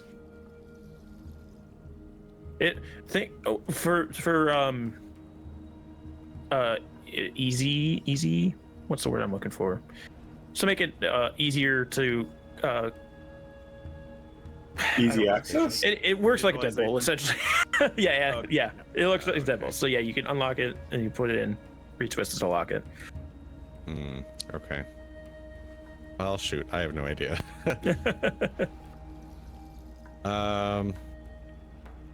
Yeah, I honestly at this point, without being able to see Kevhorn or know what caused these clouds to appear or what these clouds are, basically just being ready to help him once he is visible. Right.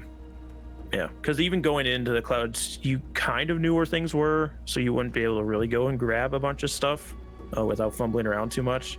I'm allowing Kevhorn to do it a little bit more because he was in the room when it happened, so he kind of knows where things are. And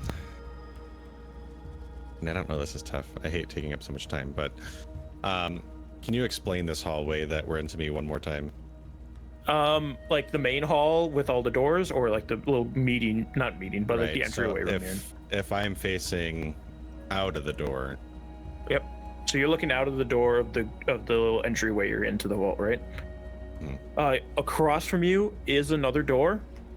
To the left will lead down to both the room where you like had the sitting room where you met with the royal hand and the princess, and that's going to be, if you go, so that's down to your left, and it'll be the door to your left going down a hall. And then there's another door to the right down that way.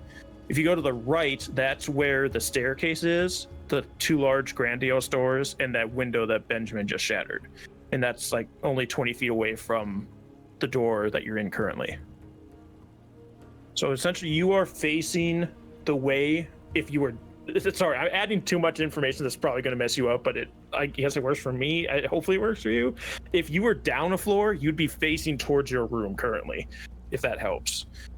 Okay. So if I were to, I can make the assumption that the guards are probably coming up the staircase. Yes. There are two staircases coming up to your right, and they're probably coming up either one or both of those staircases. So if I went into that direction, I could see down the staircase? Yes, but I will say Benjamin hasn't seen anybody far enough up the staircase yet to see them, but yes, you could. Okay. I am going to fly into that area. Okay. And what I want to do is, can I ready thaumaturgy to, if I see any of the guards coming our way, to cause an instantaneous oh wait, no, that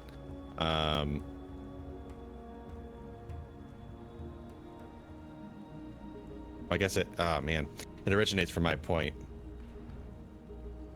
my choice. Oh wait, originates from my point, from a point of my choice. I just can't read.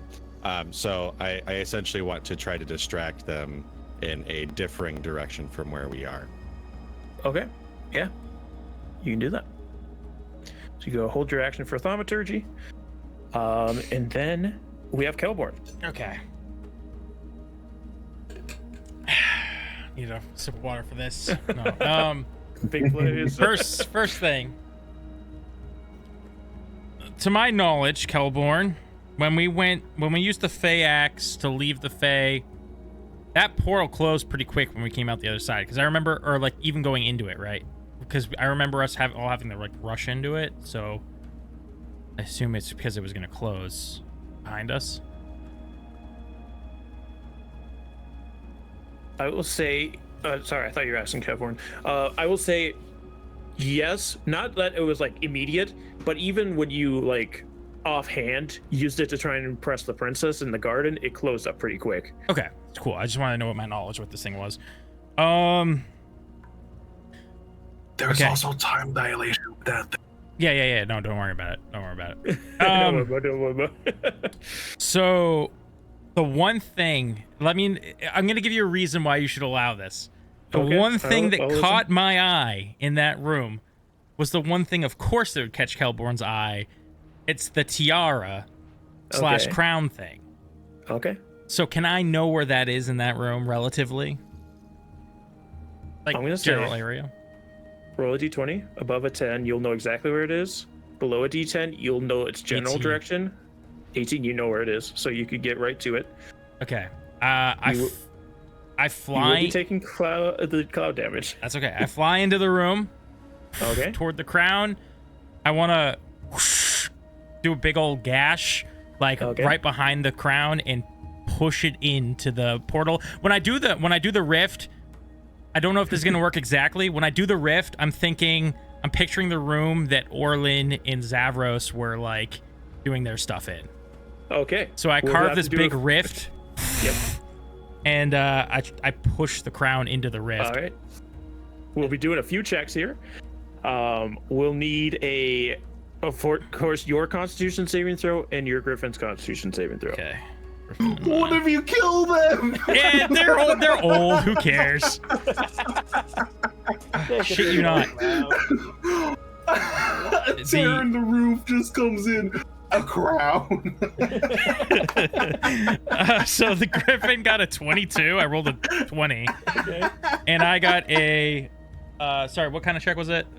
Constitution. Oh, sorry. Then sorry. What does the Griffin get for Constitution? Oh, sorry. +3. It doesn't matter. It was a nat 20, so 23. Okay. And then my Constitution then would be 15. Okay. Good thing you passed, because this is a lot of damage. We got 10, 20, 36, 41, 44 points of damage, half to 22. Okay, good. Bergamir up. So now you slash a hole into reality, forming a portal that leads to the Fey realm, or possibly leads to the Fey realm. Let's see. Roll me a D100, please. Do I get any sort of help on this for like Nope. being attuned to the Fae as is and all that? Nope. All right, that's an 82. An 82. All right, you push the tiara into this hole. Okay, and then I leave. Okay. You leave. Back out the door, and as much movement as I have left toward Benjamin. All right. And if I have a bonus action, I want a second win. Okay, yeah, you can do that. And that's my turn. All right, big turn, big plays. Let's see if it worked out for you. We then get to top of the round. Oh, I moved my D4. Luckily, I knew what it was on. Don't see anybody coming up the stairs quite yet, but they're getting closer. Okay. It seems like next turn they'll be coming up to you, and they'll have to pass through the anchor, and if Siegfried's holds another action. But it is Kevhorn's turn. I'm next to the brace, right? Yes. I will shove that in. Do I greed for the robe? Oh, give me a Constitution saving We throw. gotta get the For hell you out of and here, your man. Griffin. Yeah, this, I think, depending on how much health your Griffin has, because it's gonna. you can't get to the end and get back out with the griffin's speed because it's 100 feet long.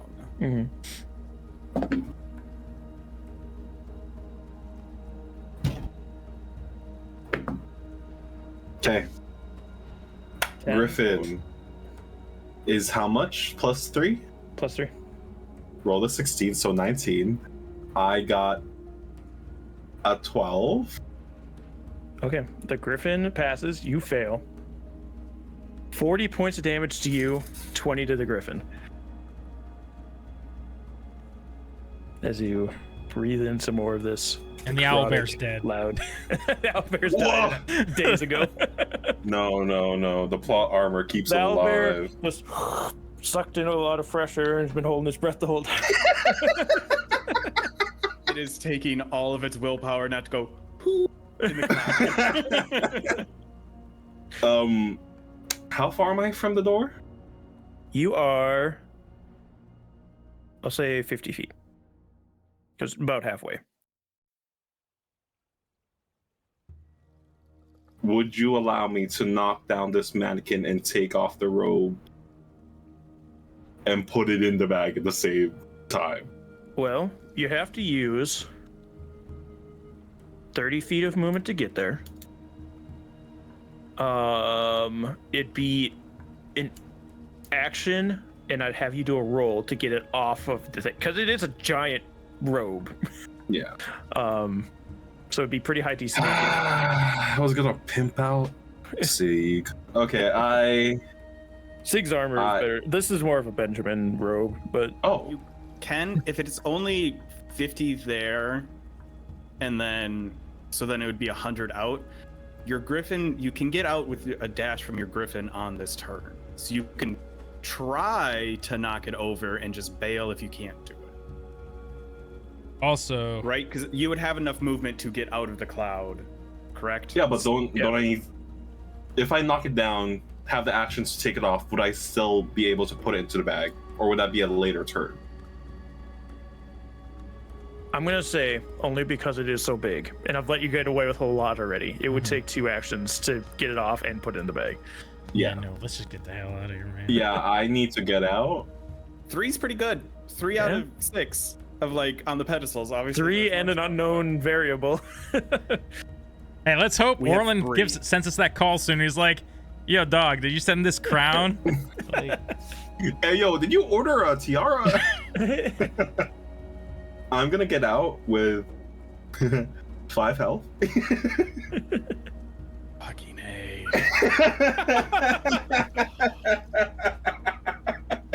You only have to use 50 to get out, or 65 to get out of the entire room because they had. But I will use second wind. okay. Which isn't much, but hey, a twig might come out my way. Yeah, Who it's better knows? than having 5 hit points. Where's my D10? How does D10 that?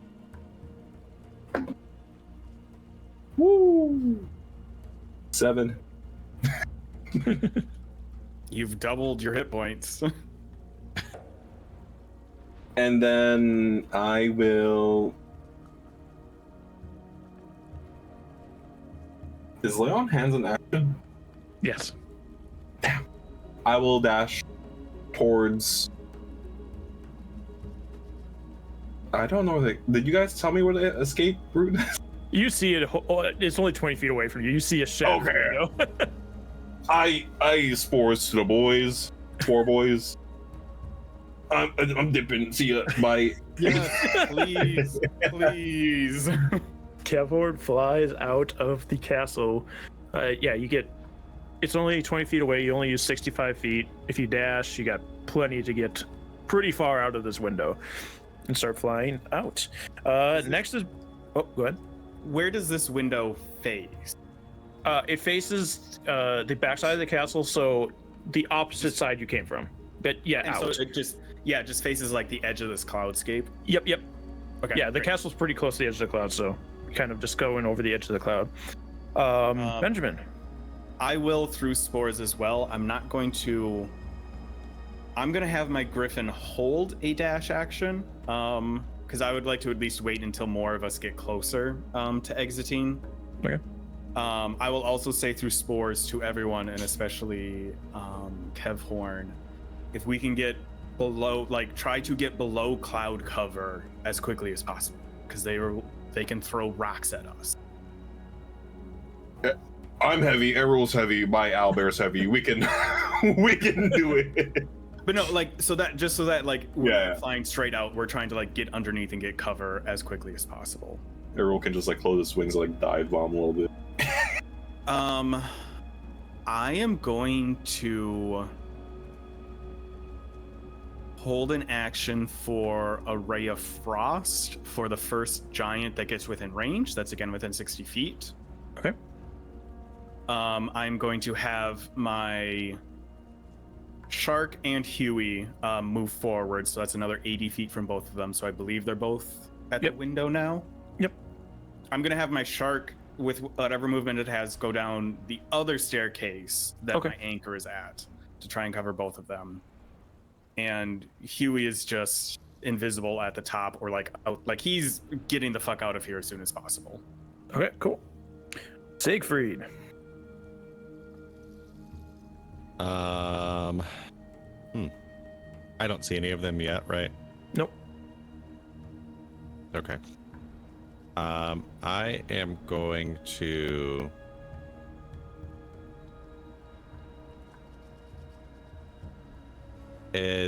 so if I look down the stairwell, there's a front door. No, because so this is a long stairwell that curves like around.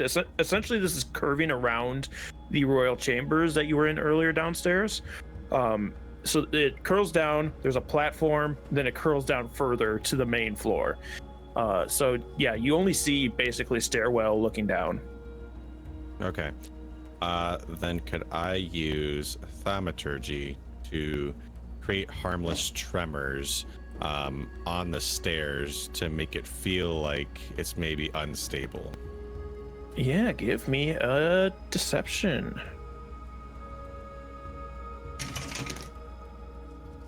Boy. 7. 7. Yeah, you hear from down below, oh shit, watch out, the stairs are shaking, hold up. You've been eating too many donuts. Kevhorn already flew out. Yep, Kevhorn is outside. I'm gone. I'm armorless and I'm on 5 health. Sorry, 12 health. I'll fly out too.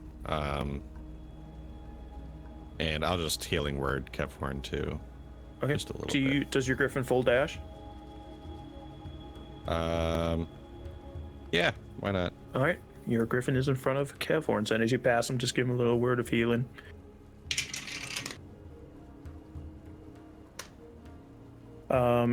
Siegfried just went. Kelborn.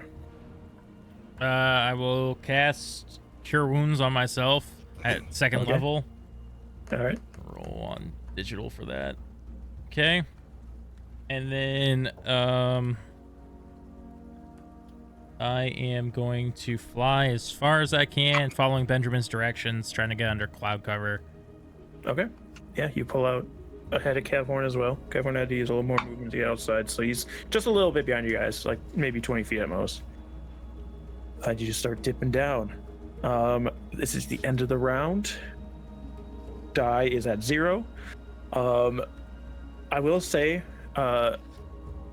Benjamin, the hall that you're looking at, the without a map, I'm trying to, like, I have a map, but so if you're facing the window, the stairwell to the right is the one that Siegfried made the noise down, and you heard the giants kind of pause there. Mm-hmm. The one to the left, you do hear giants coming up, and you see them starting to come up the stairwell there. So I believe your anchor was on the right side, if I remember correctly, but your shark's on the left. Yeah, anchor is on princess side, shark is on the opposite. Yeah, so they do come up to your shark, and are now intercepting the shark. and they're That's gonna fine. they're gonna hit him. They're gonna hit your shark a couple times. That's the shark's job. He's already dead. Yeah, the first one is a 31 to hit. Yeah, this is Holy. literally why I summoned it, so that it would Yeah. they would attack the shark instead of us. Second one's a 29 to hit. That's from one guy. How much HP Yeah. does your shark have? He does have 45 health, so he's Okay. got 19, 27 points from the first hit. okay. 21 from the second hit. Okay, that will take out the shark. All right, and then they'll continue striding up, but they don't get close enough to you. They do see you, but there's fine. two now at the top of the stairs. Small folk, what are you doing? Stand down. And that is oh, if you want to respond. I mean, like, it's essentially my turn. Yeah, Kevhorn, you can move another 120, get out in front of everybody. Or 160. But yeah, it is Benjamin's turn now. I am going to look at them and say, Lord Derdes has finally gotten his due, and I am going to dash out on my griffin. All right, give me deception. Love to. Obviously, I was also saying that in giant. Son of a bitch! It's a natural 1. All right. I mean, it was kind of a Hail Mary. Yeah. I mean, it might have done something, but yeah, natural 1. They're like, what? Huh? As you fly out the Who? window. I don't even know who that is. So you get 60 feet out the window, huh? Yes. Do I do it to you? I am going to. I mean, like, I was thinking about doing this anyways, and since Okay, I yeah. didn't use my action. Yeah, I didn't. on this turn. Yeah. I am gonna feed my griffin a potion, Okay. Yeah, you can do that. just to give it a little extra health, because like I know I'm near the back and mhm. probably gonna be a target of these dudes, and my griffin is already hurt. So. Yeah. So Not that it's gonna be much. what I'm going to We're do, not on the line. We're not on the line.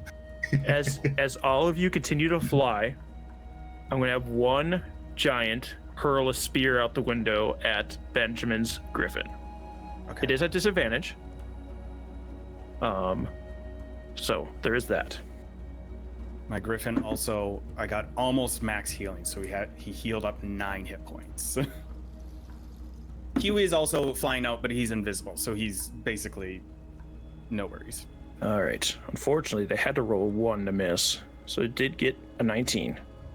Okay. It's not rock damage, thankfully. But it is 18 points of damage. Wait, sorry. What was the HP? How? What was that to hit? Sorry. My griffin's fine. He's fine. Okay. He's got enough health. Okay. Oh, He still I has was 25 gonna hit shield. Yeah, I don't think shield would have saved him. Okay. Yeah, because it only has 12 AC. But yeah, Oh. this Oh, giant yeah. spear grazes your griffin's wing and it screeches out in pain, but it continues to fly as you dip below cloud cover, and all of you are able to escape the cloud castle of Stratica. But just as a little aside before we catch up with you guys on the ground, the following morning, we cut to the throne room. The Duke and Duchess have returned from parade with their magnificent flying Pegasus. Redundant, I know. Flying winged horses. Bringing in 20 or more different cloud kingdoms from across the lands to the east. And we rejoin in the throne room as the Duke and Duchess sit on their thrones, stern-faced, with all the royals in front of them, the guards kind of shaking, feeling the anger radiating off of the Duke and Duchess. And we see as Bleska, the eldest daughter of King Hireg, steps forward to speak to them. And that is where we'll end the session. So, thank you all so much for joining us today on this very tense heist that got a little out of hand, but our group did make it out with the thing they needed and some extra goodies. So we'll see what those goodies do next time. Thank you all so much for joining us, and we'll see you around. Have a good night, everybody. Let's keep making stories together.